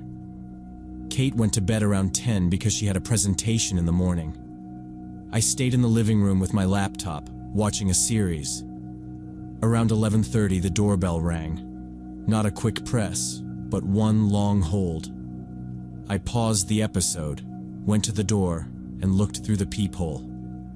A man and a woman stood on the porch in dark clothes. Their faces were just shapes. I didn't open the door. I asked who they were and what they needed. The woman said they were looking for their dog and asked if we'd seen a red Labrador. I told her no. She thanked me, and they turned like they were leaving. I waited a few seconds, heard nothing, and went back to the couch. A few minutes later, I heard footsteps on the gravel driveway. Slow steps. I muted the laptop, turned off the living room light, and went to the front window. Through the blinds, I saw the same man and woman by the garage. The man was shining a flashlight into the garage windows. They weren't calling for a dog or talking. They were just checking the house. I went upstairs and woke Kate. I told her, "Those people are still here. They're walking around the house." She got up and followed me back downstairs. From the side window, we saw them moving along the other side of the house toward the backyard. Kate took out her phone and said she was going to call the police. I said maybe they really had lost a dog, but while I was saying it, we heard the back door handle rattle from the kitchen. They were trying it. We went quiet. A couple seconds later came the creak of the wooden gate that led from the driveway into the backyard. We went through the first floor, checking every lock, then ran upstairs and made sure the windows we used were closed. We turned off the lights and ended up sitting on the floor, watching the blinds and listening there in silence. 10 minutes later, they came back to the front door. The bell rang again, another long press. We didn't move. Then the knocking started, hard and impatient. Kate dialed 911 and whispered that two strangers had gone around the house and tried the back door. While she talked, the knocking kept going in bursts. Every so often, we heard the woman through the door asking us to open up, just for a second. The operator told us to stay away from the door and said a patrol car was on the way. After about 5 minutes, the knocking stopped. Kate checked the peephole and said the porch was empty. From the side window, we saw them standing in the driveway, talking. Then the man pointed toward the street. They walked away and got into a car parked 2 houses down and drove off. We stayed on the phone until the operator said the officers were turning onto our street. 8 minutes later, a patrol car pulled up. 2 officers came in, and we told them everything from the first doorbell to the car leaving. They walked around outside, checked the gates and doors, and said all the locks were intact and there were no signs of forced entry. Inside, they told us to ask the owner about cameras and to call immediately if anyone came back. They wrote down our description of the man and woman and the car and said they'd patrol the area more often. When we asked if that kind of thing happened a lot, one officer shrugged and said sometimes there were random home invasion attempts in the suburbs, people just walking around trying doors, nothing targeted. He didn't seem especially concerned saying it, and somehow that almost made us more nervous. 2 days later, Lindsay came into the kitchen, put her phone on the table and said, "Read this." It was a local news site about a home invasion nearby. I scrolled and stopped at the line about intruders, using the pretext of a lost dog, described as a red Labrador.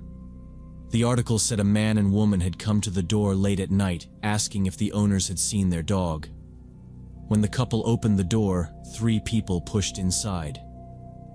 The homeowners were tied up, robbed, and beaten. The woman was in the hospital with a concussion. The man had facial fractures. Police were asking residents to report people going door to door asking about dogs. I said, "That's them. That's exactly them." Lindsay nodded. Kate walked in, asked what we were looking at, and Lindsay handed her the phone. Kate read it, went quiet, then started crying. She said, "I almost told you to open it. I was going to say just open it a crack and ask where they live." She said she'd stopped herself because it was late, and the whole thing felt off. But now all she could think about was that if she'd pushed harder, I probably would have listened. We sat there staring at the article, nobody talking. Lindsay finally said, "Okay. We didn't open it. That's the only reason we're not in that story." From now on, we don't open the door for strangers. I don't care what excuse they use." She said we also needed cameras, and we both agreed. That same day, we ordered a camera system and booked installation for the weekend. We read the article again, comparing it to that night. Man and woman, dark clothes, late at night, red Labrador. Same setup. The difference was that house opened the door and ours didn't. After that, we went next door and told our neighbors what had happened and showed them the news story. We told them if anyone came around asking about a dog at night, they shouldn't open the door, just call the police. They said they'd warn other houses too. For the next few weeks, every time the doorbell rang, even during the day, one of us would freeze. We checked the peephole first. Once the cameras were installed, we checked the app before doing anything else. If we didn't recognize the person, we didn't open. With deliveries, we talked through the door and asked them to leave packages on the porch. Some drivers looked annoyed, but no one made a big deal. Inside, every door stayed locked. The paranoia eased up slowly. No one else came around with dog stories. The police never contacted us again. 6 months later, I moved out for regular reasons. Job change, cheaper rent. The house became just another place I'd lived. I still think about it whenever I see a headline about a home invasion. I think about the couple from that article, how the woman ended up with permanent nerve damage in her hand, and the man needed reconstructive surgery. Then I picture our living room instead of theirs. 3 women there, 2 asleep, 1 opening the door because she doesn't want to be rude. We would not have stopped 3 people forcing their way in. It still feels very close when I let myself think about it now. When I feel guilty now for not opening the door to someone I don't know, I remember those 2 on our porch and that headline, and I tell myself that sometimes luck is just not answering the door.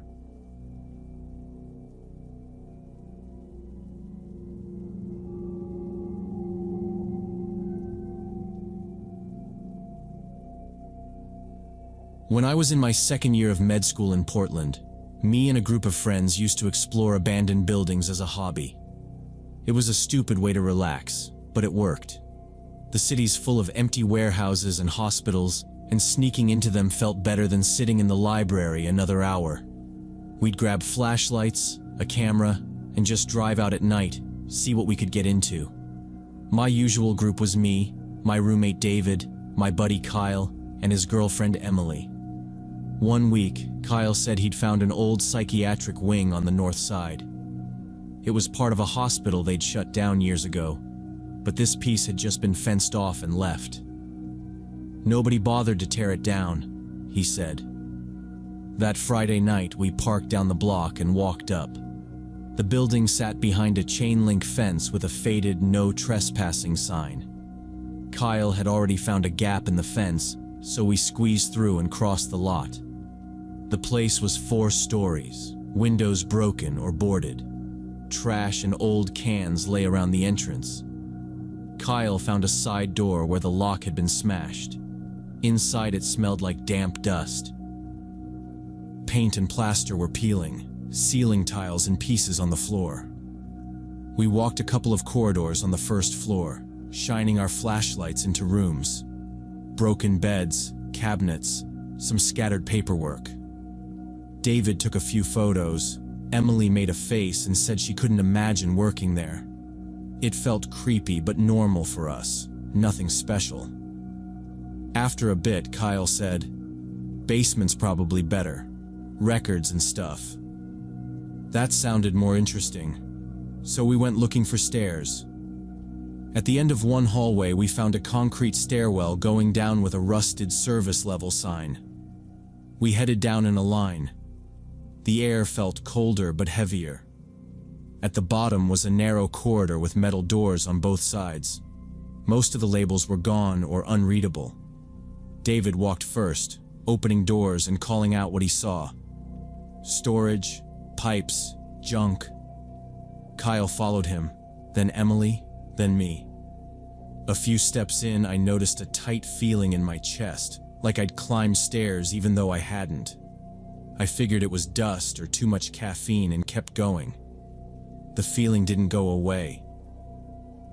My breathing got shallow. My heart felt too fast. By halfway down the corridor, my head felt floaty, and it didn't make sense because we were just walking slowly and talking. We reached the last door at the very end. No label, just rust around the handle. Kyle reached for it like he always did, and everything hit me hard all at once. My stomach flipped, my head spun, and a high ringing started in my ears. I stopped and grabbed the wall. Emily turned back and asked what was wrong.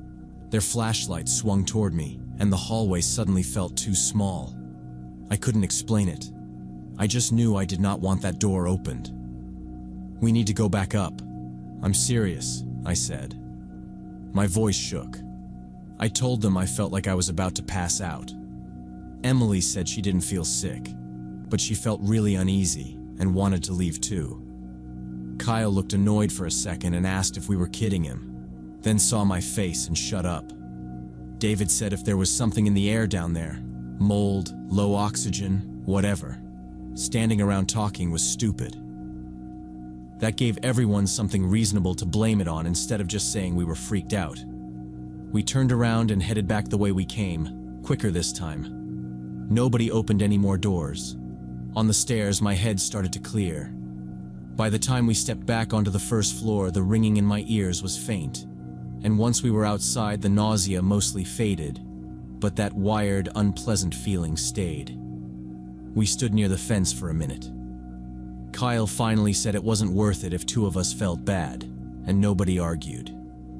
We left and didn't go back in. Over the next couple of weeks, I pushed it out of my head. I told myself it was stale air, stress, maybe a small panic reaction. When it came up, I joked about almost fainting in a basement and changed the subject.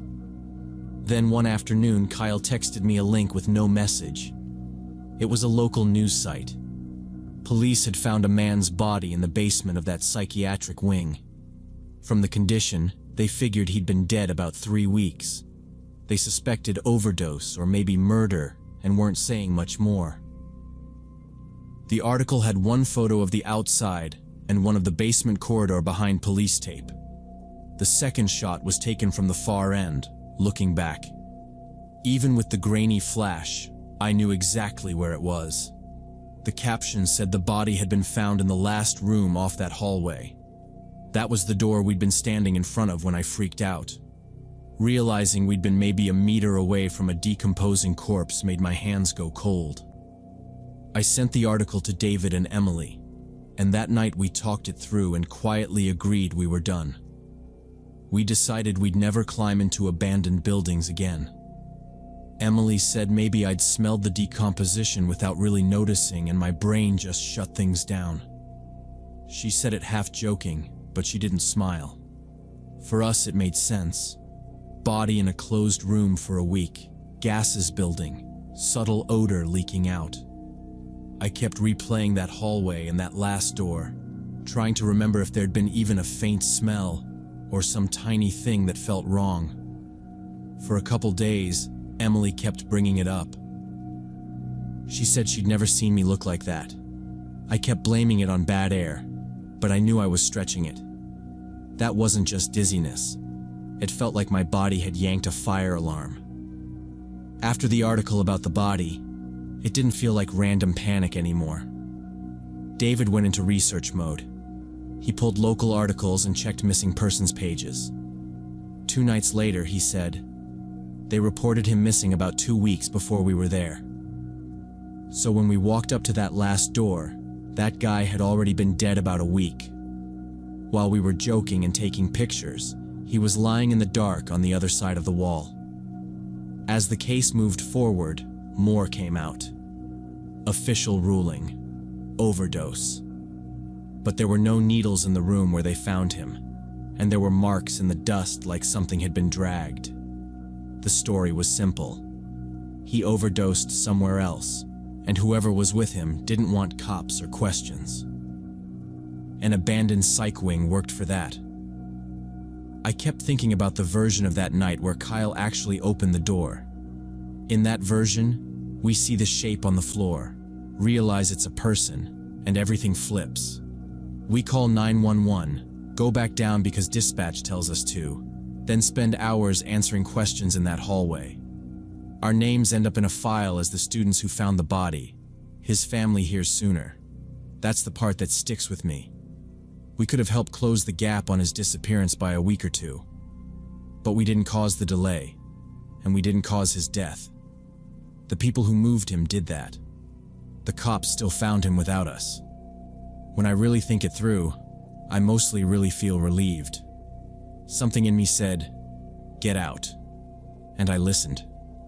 After that, urban exploration stopped being interesting. It went from, "Look at this cool abandoned place," to, "What else has been dumped here?" Kyle and David still go sometimes, but I always say no. They shrug and go without me. Emily refused after that night and said she was done walking into places nobody is supposed to be. Now I spend nights in real hospitals instead of abandoned ones. Sometimes I'm walking through a quiet wing, past closed doors, and that same pressure in my chest shows up. Sometimes it's nothing. Sometimes I follow it and find a patient who's taken a bad turn or a monitor alarming in a corner. Either way, I've stopped ignoring it. I pause, listen, check. I still don't believe in anything supernatural, but I do believe there's a part of your brain that sees danger before you do. Whatever hit me in that basement probably came from that. It kept us from walking straight into a room with a week-old corpse on the floor and having to carry that image around.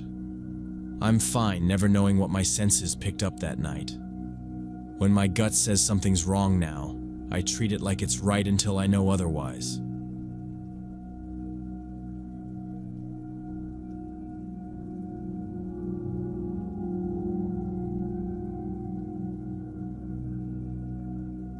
My friend Samantha rented an apartment in Austin right after college and was looking for a roommate to split expenses.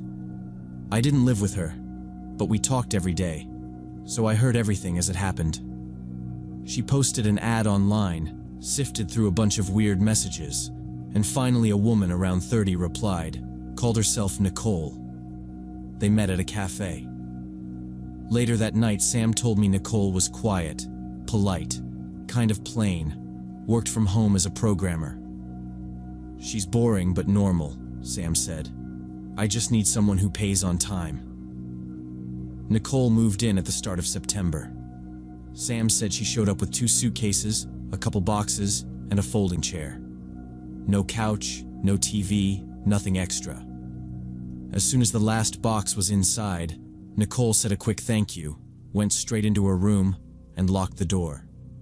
Sam joked to me that she'd picked the most introverted person in Texas, but she wasn't worried yet. That first week, Nicole might as well not have existed.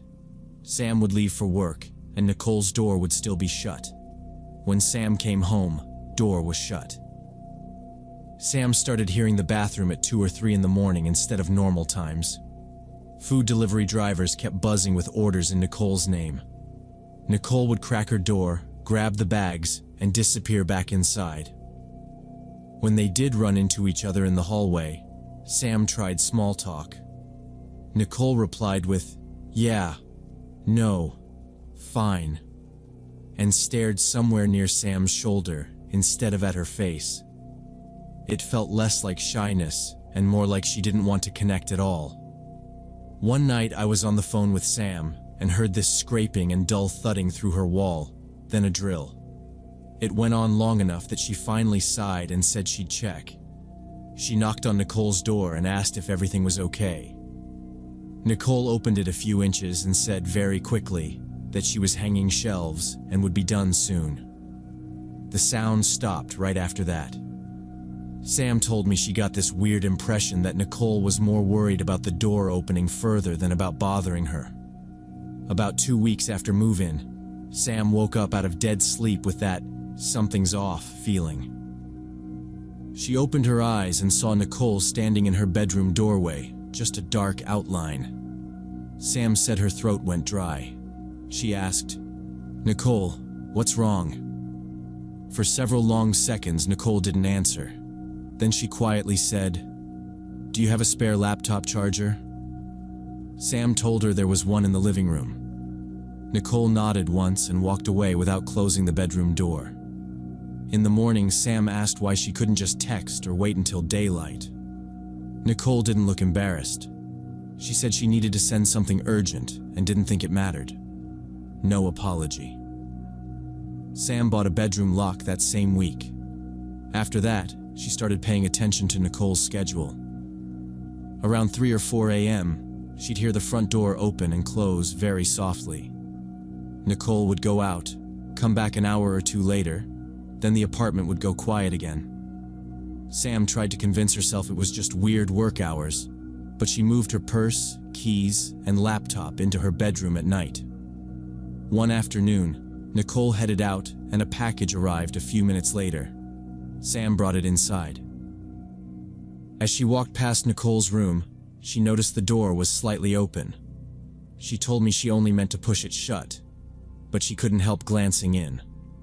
The walls were covered in taped-up city maps. Certain streets were traced in thick lines, intersections circled, little symbols drawn in the corners. The desk was buried under printouts and documents. She couldn't read more than a few words, but she recognized building layouts and words like access and entry. She backed out, shut the door, and sat on her own bed shaking. That night she tried to bring it up. She asked how work was going and if Nicole was doing some kind of mapping project. Nicole watched her carefully and said it was a data analysis thing, logistics modeling, and that some of it was confidential, so she preferred her door stayed closed. Her face didn't change the whole time. Sam decided she'd keep her distance and start looking for a new roommate. The final straw came a few days later. It was early morning when Sam woke up to whispering right next to her ear. She opened her eyes, and Nicole was sitting in a chair pulled up to the bed, leaning over her, lips almost touching Sam's face. Sam screamed and shoved herself against the wall. Nicole flinched but didn't back up much. She said she was trying to wake Sam because a package had arrived in her name, and she hadn't answered the buzzer. The box was still by the door. Sam kept asking why she was inside the bedroom, why she was that close. Nicole didn't explain, just repeated that there was a package and asked if Sam wanted her to bring it in. On Monday, Sam told her she needed her to move out by the end of the week. She said it calmly, told Nicole the rent was covered through the month, but that it wasn't working out. Nicole didn't argue, didn't ask for details. She just said, "Okay," and over the next 2 days, carried her things out alone. When Sam finally looked into the empty room, she saw long rows of drill holes and pale rectangles on the wall where something had been mounted. A month later, Sam called me from work, voice shaking. And this is the part that still makes my stomach drop. The police had contacted her. Nicole had been arrested for trying to set fire to a warehouse on the edge of the city. And during the search, they found detailed plans for several attacks, including the house where Sam lived. In Nicole's notes, next to a rough sketch of the building, there was a single line about Sam. The neighbor from the first floor. "Don't touch. She's kind." The police said Nicole had been diagnosed with schizophrenia, had stopped taking her medication, and had built a delusional conspiracy in her head. A detective sat with Sam at the station and told her that Nicole had been mapping people and buildings all over the city. In her notes, the detective said, she believed some places were part of a surveillance system watching her. Those buildings had to be destroyed before they activated. Sam's apartment building was on that list, with a line under it. "Neighbor from first floor. Do not touch. She is kind." Sam told me later that hearing that made her feel sick. She had lived with Nicole for a month, cooked in the same kitchen, watched shows in the living room, and slept on the other side of one thin wall. At the table, the detective opened a folder and showed her photos from the search. The same maps and printouts she had glimpsed once, only now spread over every inch of the walls. He told her they thought Nicole focused on her only because she had helped her move in, but that it might just be random. She walked out of the station in a daze, went back to the apartment, and knew she could not stay there long. She needed time to find another place and deal with the lease, so she gave herself 1 week. That week she barely slept. Every sound in the hallway made her jump.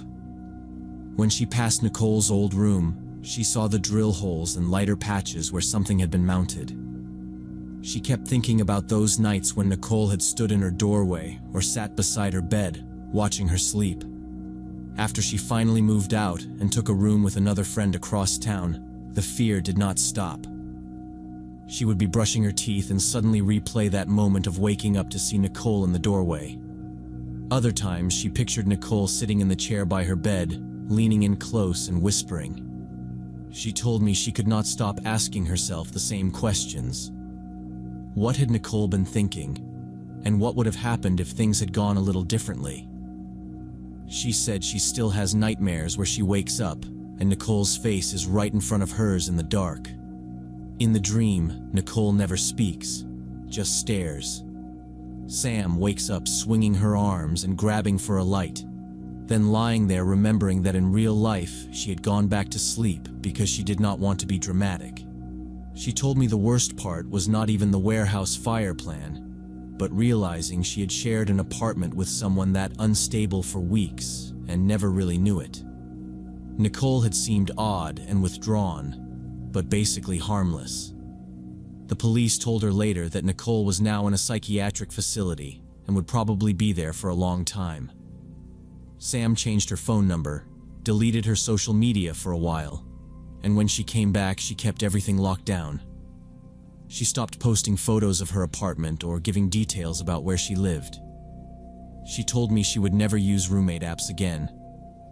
If she had to share a place, it would be with someone she already knew well or someone a close friend trusted. I asked if she felt guilty for not seeing it sooner, and she said no.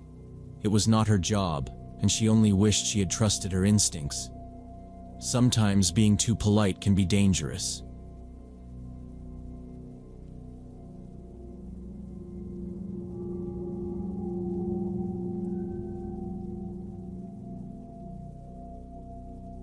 In the fall of 2023, I moved to Portland after landing a junior analyst job at a financial company. I was 26 then, and now at 28 I'm looking back on it, still trying to figure out how something so ordinary went sideways. I rented a small apartment downtown, close enough to walk to work.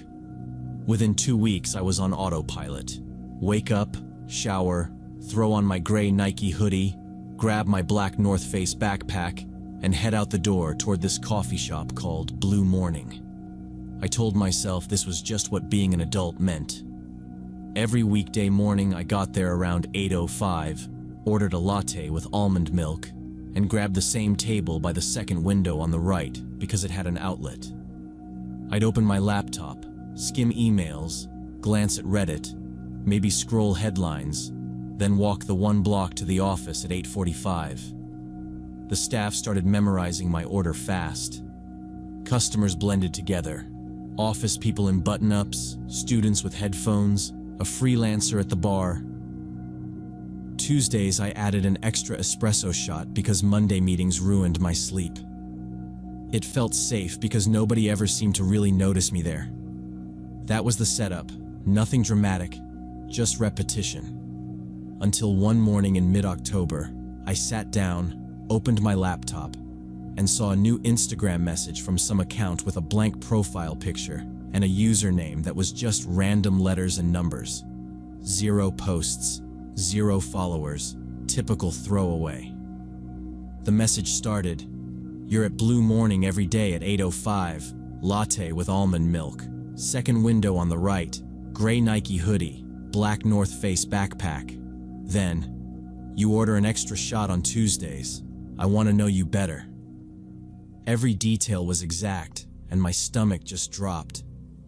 I lifted my head and did this slow, fake, casual scan around the cafe. The same people were there as most days.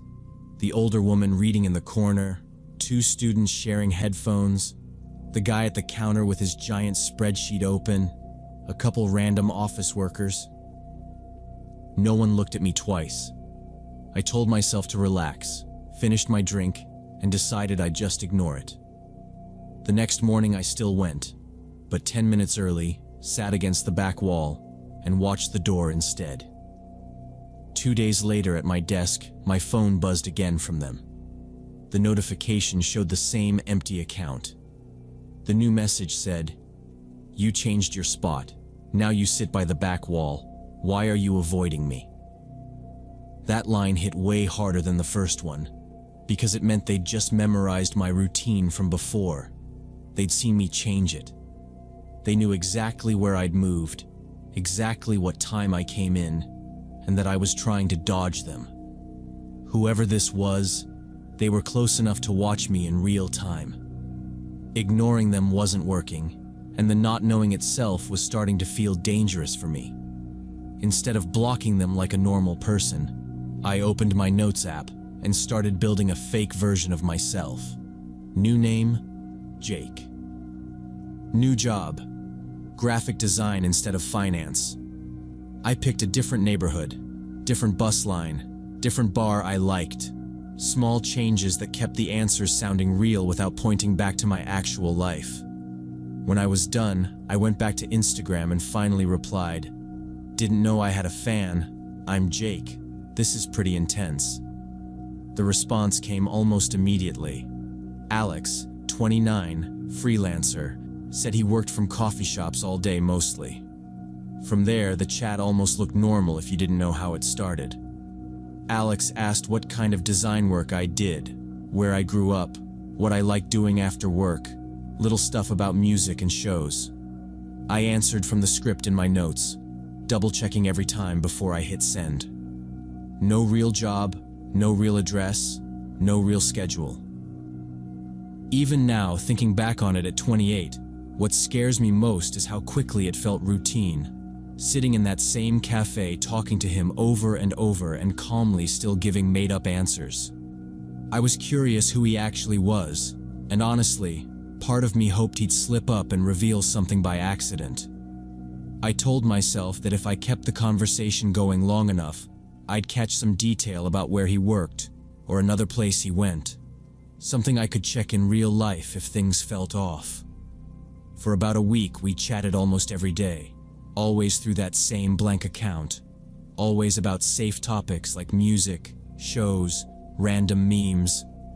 He never sent photos, never called, never asked anything that felt obviously personal. Then one afternoon I sent a message and it just sat there on scene. No reply that night, or the next day, or the day after. When I checked again later, the chat was still there, but the username had changed to Instagram user, and the profile was gone. He had deleted the account. I still kept going to Blue Morning, mostly because avoiding it felt like letting him kick me out of my own life. But I stopped zoning out and started spending most of the time watching the door and the people instead of my screen. I tried to remember everyone I'd ever seen in there and match faces to seats and patterns, like who always sat where, who checked their phone a lot, who never looked up. At some point I realized I was staring at people so long that they glanced back and I had to look away. Nothing happened though. No more messages, no weird looks that I could catch, just normal mornings. A month passed, then 2.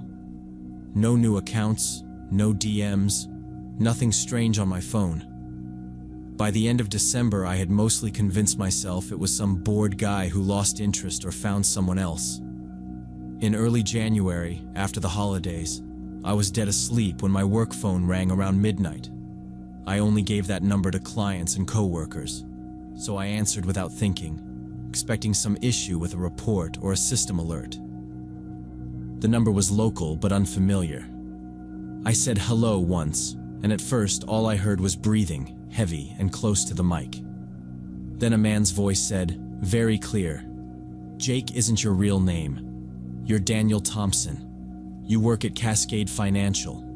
You live at Burnside, apartment 3B. Hearing my full name and address like that, from a stranger, hit harder than anything he'd sent online. I just went completely quiet.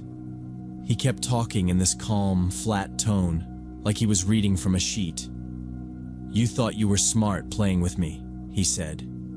"I know everything about you, Daniel. I know your car is a blue Honda, parking spot 12. I know you go to the gym on Wednesdays. I can come to you anytime." Then he started adding sexual comments, talking about what I probably looked like getting ready for work, what he wanted to do to me when he decided to show up. I finally managed to say, "Who is this?"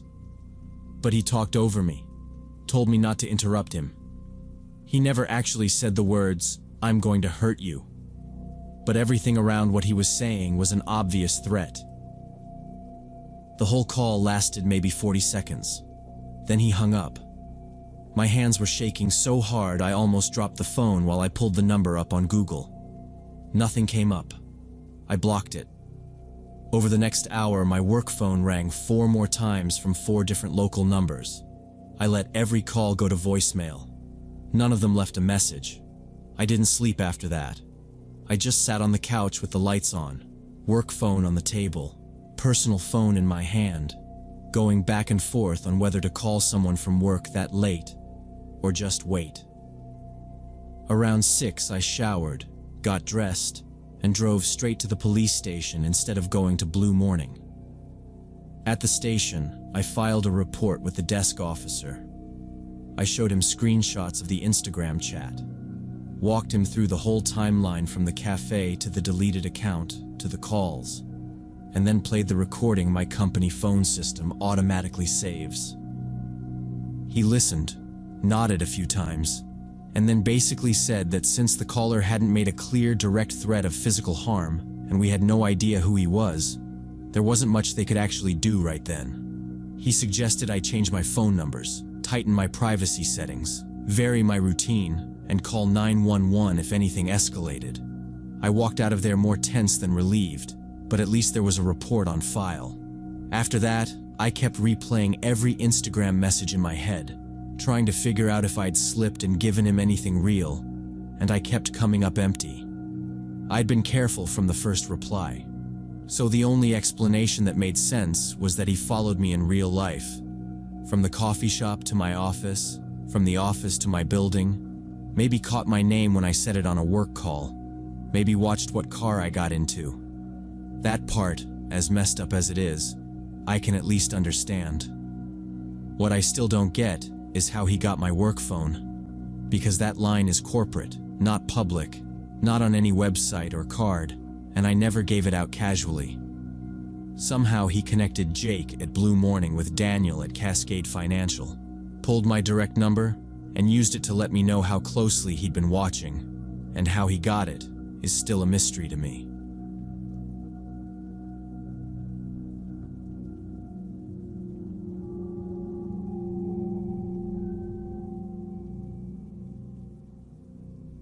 In November 2016, I went back to my university town for a small alumni reunion. It had been 4 years since graduation, and a group of us planned to meet at our favorite bar near campus. I stayed with my friend Kate, who still lived in town and worked at the local library, so I wouldn't have to pay for a hotel or deal with awkward roommates from back then. Friday night itself was completely ordinary. Drinks, greasy fries, everyone telling the same stories about finals week and bad hookups. On Saturday morning we were both a little slow, but we decided to walk around the university alleys for nostalgia and take some photos at familiar places. The weather was classic November stuff. Gray sky, light rain, wet leaves stuck flat across the sidewalks and steps, just how I remembered. We cut through the smaller paths instead of the main road, past my old dorm, the student center, the cafeteria that always smelled like burnt coffee. When we reached the old physics building where I used to attend astronomy lectures, I slowed down. The courtyard was completely empty, just wet concrete and metal benches, and on one of those benches, under the awning, sat a black backpack by itself there. At first, I assumed someone was just inside grabbing a coffee or printing something, because the backpack looked too nice to be abandoned. It was black, sleek, almost spotless, and when I tapped the side with my knuckles, I could feel something heavy and solid inside. Kate stopped a couple of steps back and said, "That's not been here long. We should take it to campus security or something similar." I stood there staring at the doors, waiting for some panicked student to sprint back out, but no one appeared. Leaving it felt wrong, and walking off with it without even looking felt wrong too. I told Kate I just wanted to check for a student ID or a note, anything with a name, before we involved anybody. She sighed, and I unzipped the main compartment of the backpack slowly. Inside was an Apple MacBook Pro, the slim silver kind, with a charging cable, 2 thick criminology textbooks jammed along the side, and an empty water bottle. No wallet, no phone, no loose papers, nothing with a name anywhere. The laptop was off but looked almost new. "Whoever lost this is freaking out," I said. Kate leaned in and said she had a compatible charger back at her apartment already. She suggested we plug it in there and look for a document with a name or email, then drop it at security later. I felt weird about opening a stranger's computer, but if it were mine, I'd want someone to try. Kate lived 10 minutes away, so we carried the backpack back, set the MacBook on her coffee table, plugged it in, and waited while it booted in complete silence. The Apple logo flashed, the loading bar crawled, and then instead of a login screen, it just dropped us straight on the desktop. No password, no welcome message, just a default mountain wallpaper with a few generic icons. Kate opened Finder, clicked on the user folder, and the home name was simply User. No initials, nothing. I told her to check documents, and that's when it started feeling really wrong. She clicked the Documents folder and a list of maybe 20 files came up, all with names like subject 07intake.move, location 43.mp4, transaction log.xlsx. No essays, no lecture notes, nothing normal at all. We just stared at the screen for a few seconds. I joked badly that maybe it was someone's film project, but my mouth was dry. Kate said quietly, "This looks like crime show stuff," and I kind of agreed inside. Without thinking, I double-clicked one of the subject files. A webcam window opened. A woman on a chair in what looked like a basement, hands tied behind her back, eyes red. For 2 minutes she cried and pulled at her wrists, sometimes staring into the lens, the camera fixed on her until the video cut off. Kate and I looked at each other. I felt chills run down my spine. I forced myself to open another file. My hand shook so badly I almost misclicked, but I opened the next subject video. A different woman appeared, maybe a little younger than me, in a different room but in the same position. On a chair, hands tied behind her back, shoulders hunched. Her face was puffy and shiny from crying. She kept glancing to her right like someone was standing just off camera. Once she whispered something, too quiet to catch. Behind me, Kate said, "Turn it off. Please, just turn it off." And I stopped the video. I told Kate I needed to see if the other files were the same, or if this was some twisted film project. I opened one of the location videos. There was no person in it at all. The camera pointed at a bare room with a thin mattress on the floor, a chain attached to the wall with an open shackle, and a plastic bowl near the corner. No sound, no movement. The video ran for a short time and ended. Kate stepped back from the coffee table and said, "This is real. We shouldn't be watching this." The fourth video I clicked had transaction in the name. This time a man in a plain black mask sat at a table, writing in a notebook. You couldn't see his face, only his hands, his sleeves, and part of his chest. On the table were a stack of cash, a pile of documents, and a cheap phone. He didn't say anything. He wrote, counted bills, checked his watch, then reached toward the camera and the file cut off. I closed the video folder. My brain felt like it was lagging behind what I was seeing. I kept thinking that if the rooms on the screen existed somewhere, then the women existed too, right now or not long ago. Trying to understand what this actually was, I opened the Excel file. It was a spreadsheet with columns for dates, code names like Subject A and Subject F, amounts of money, and short notes. Some lines said things like delivered, paid, detained. The last entry was dated 3 days earlier. Kate leaned over my shoulder, read a few rows, then said, very steady, "We're calling the police. Right now. Don't open anything else." That was enough for me. I closed the spreadsheet, then the window, afraid I'd accidentally delete something just by touching it. I shut down the laptop and left it on the table. Kate grabbed her phone and called the non-emergency number, told them we had a found laptop with possible evidence of kidnapping or trafficking, and gave them her address. The police showed up about 20 minutes later. 2 uniformed officers came in first and checked our IDs. A detective in plain clothes arrived right after them. We explained everything from the start: the reunion, the walk past the physics building, the backpack on the bench, bringing it home, what we'd opened and what we'd seen. Then we drove with them back to campus and pointed out the exact bench where we'd found the bag. Back at Kate's place, the detective put on gloves before he even touched the backpack or the laptop. He asked me to turn the computer on, but told me not to open any files. When the desktop appeared, he used the trackpad himself, just long enough to confirm the folder names in the spreadsheet. He said the laptop would be sent straight to their forensic lab and asked us not to go through any more of the files on our own or talk about details with other people. He took the backpack, laptop, charger, and textbooks, wrote down our phone numbers and emails, and said we might have to come in later to give full statements or testify. For the next several weeks, Kate and I checked local news sites and bigger regional ones, searching for any mention of arrests, rescued victims, or a trafficking ring. We saw the usual stuff: burglaries, DUIs, a bar fight, but nothing that clearly lined up with what we'd stumbled into. We didn't tell our friends from the reunion anything. It didn't feel like something you drop into a group chat. Almost 2 months later, the detective called me. He confirmed my name and asked if I could talk for a minute. Then he said they had identified several people from the videos through missing person reports and had linked the laptop to an active human trafficking case in a neighboring state.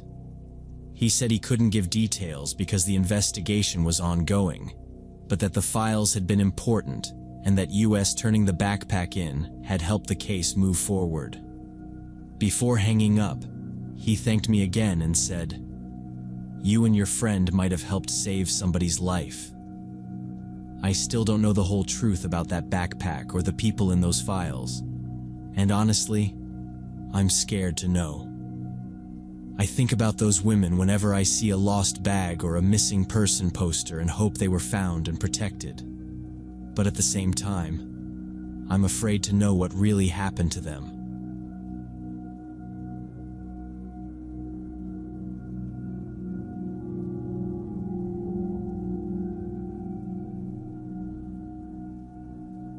A year ago, I was traveling across the southern US, working remotely as a graphic designer.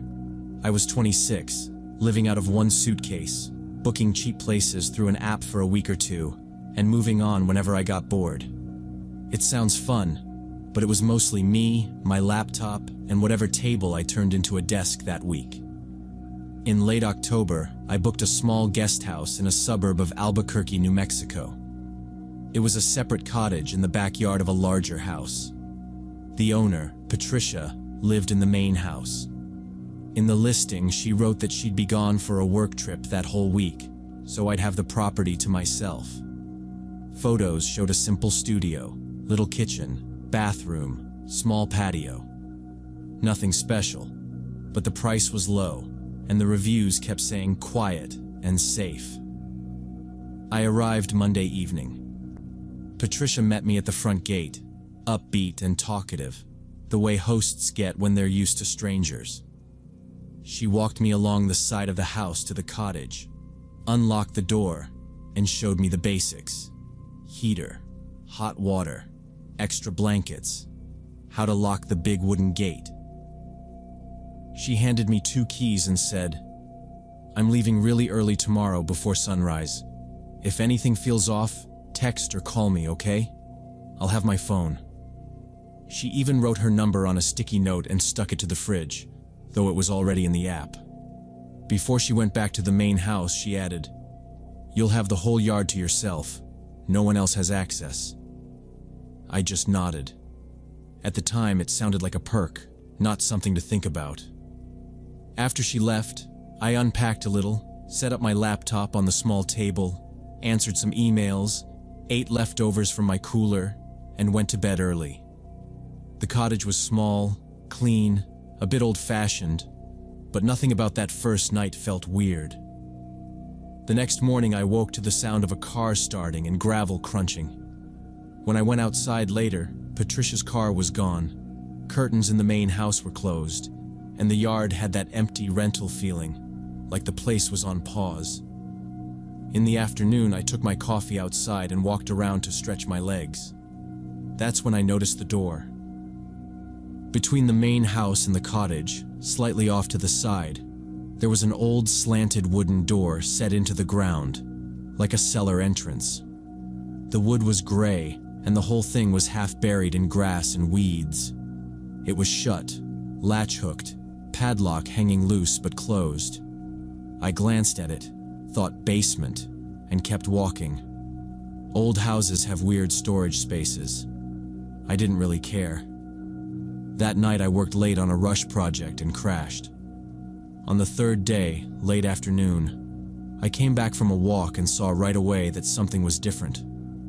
The cellar door was open a few inches, latch hanging. In the morning, it had definitely been shut. I walked over, told myself it was probably wood swelling or wind, and nudged the door with my foot. It creaked open more.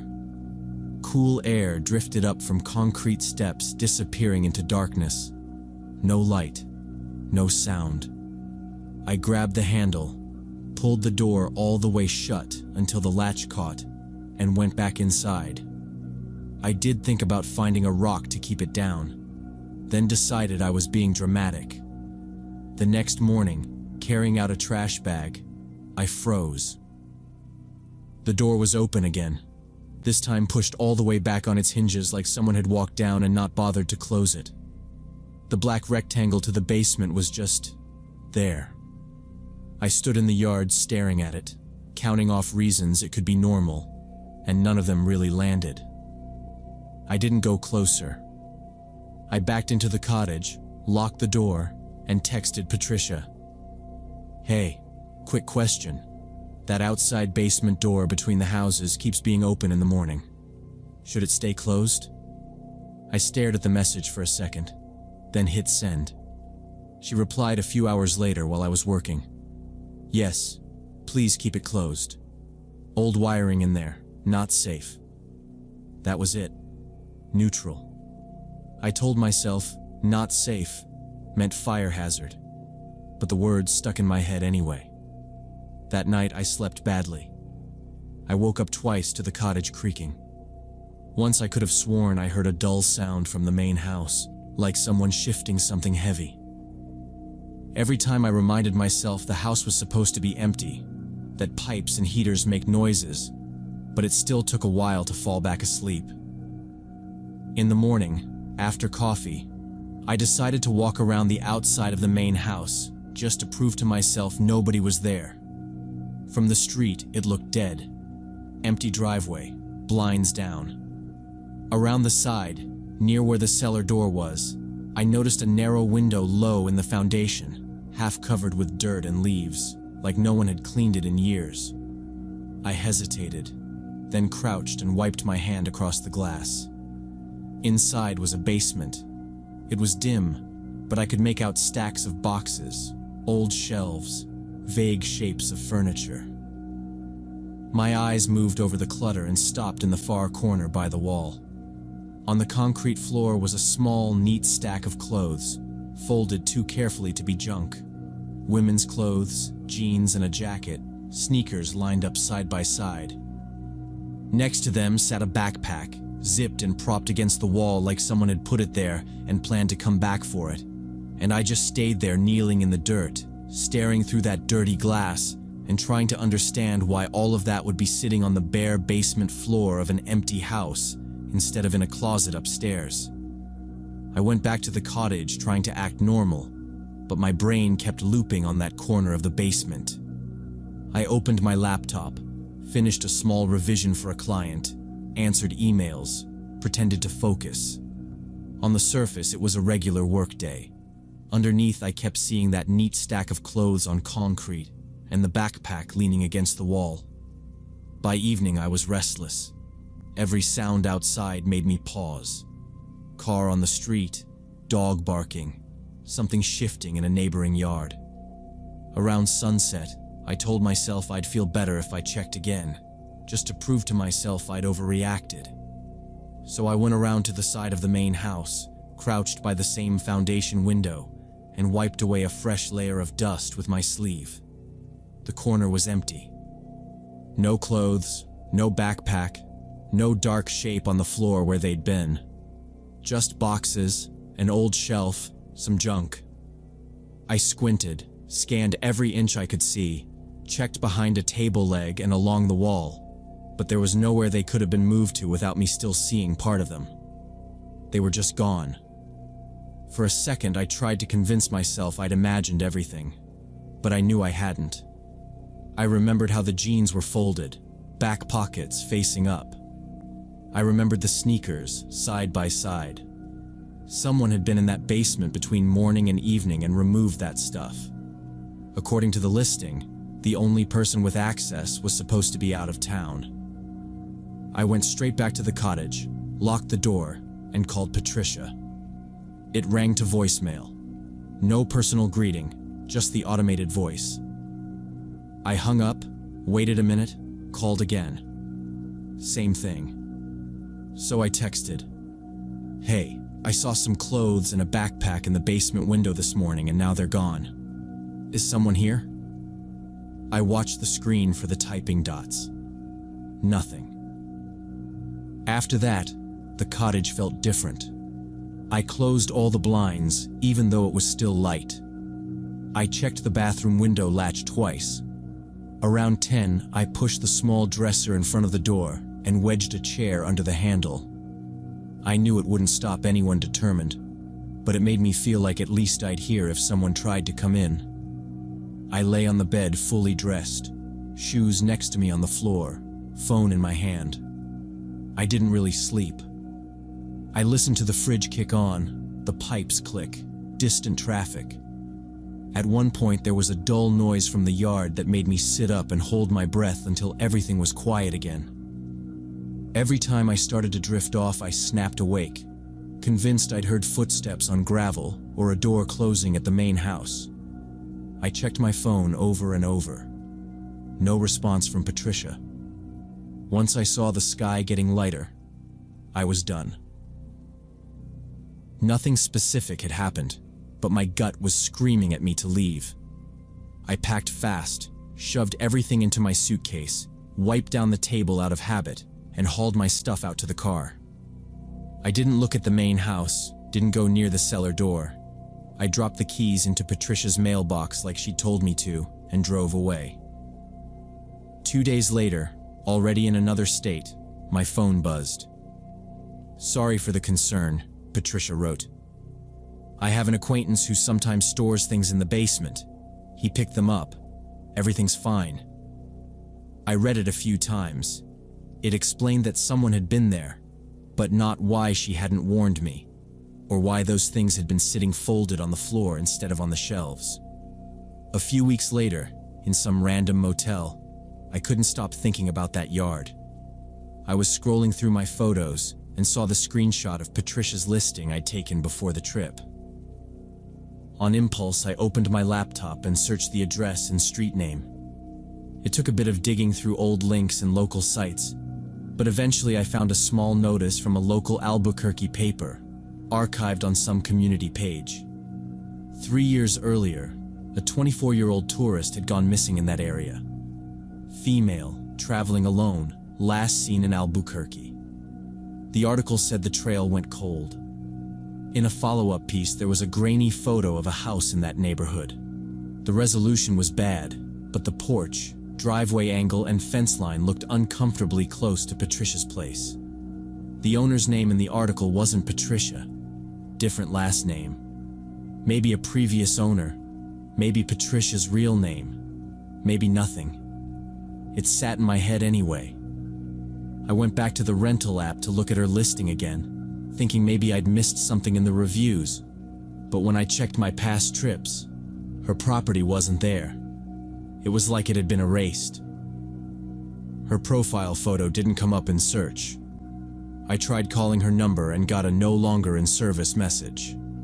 I opened support chat and told them I'd stayed at a place, and now the host profile seemed gone. I asked if there had been any safety issues. The rep was polite and useless. They said the profile had been closed at the owner's request about a month earlier, and they couldn't provide more details for privacy reasons. That was it. I thought about going to the police with what I had, but when I tried to lay it out in my head, it sounded weak. Clothes and a backpack I'd seen through a dirty basement window, a delayed text with a vague explanation, an old missing person article with a house that looked similar, and a host account that no longer existed. No photos, no dates, nothing concrete tying any of it together. So I didn't file anything. I just moved on to the next city and tried not to dwell on it too much, even though I clearly failed at that. I still go back and forth on it. Maybe Patricia really did let some guy store his things in the basement, and he happened to swing by while she was away. And maybe that missing tourist has absolutely nothing to do with that house. But when I think about the place, I don't picture the cottage or the yard. I see that basement corner with the carefully folded women's clothes on bare concrete and the backpack resting beside them. And I can't stop wondering why those things had to disappear so quickly right after I wiped that window and looked inside.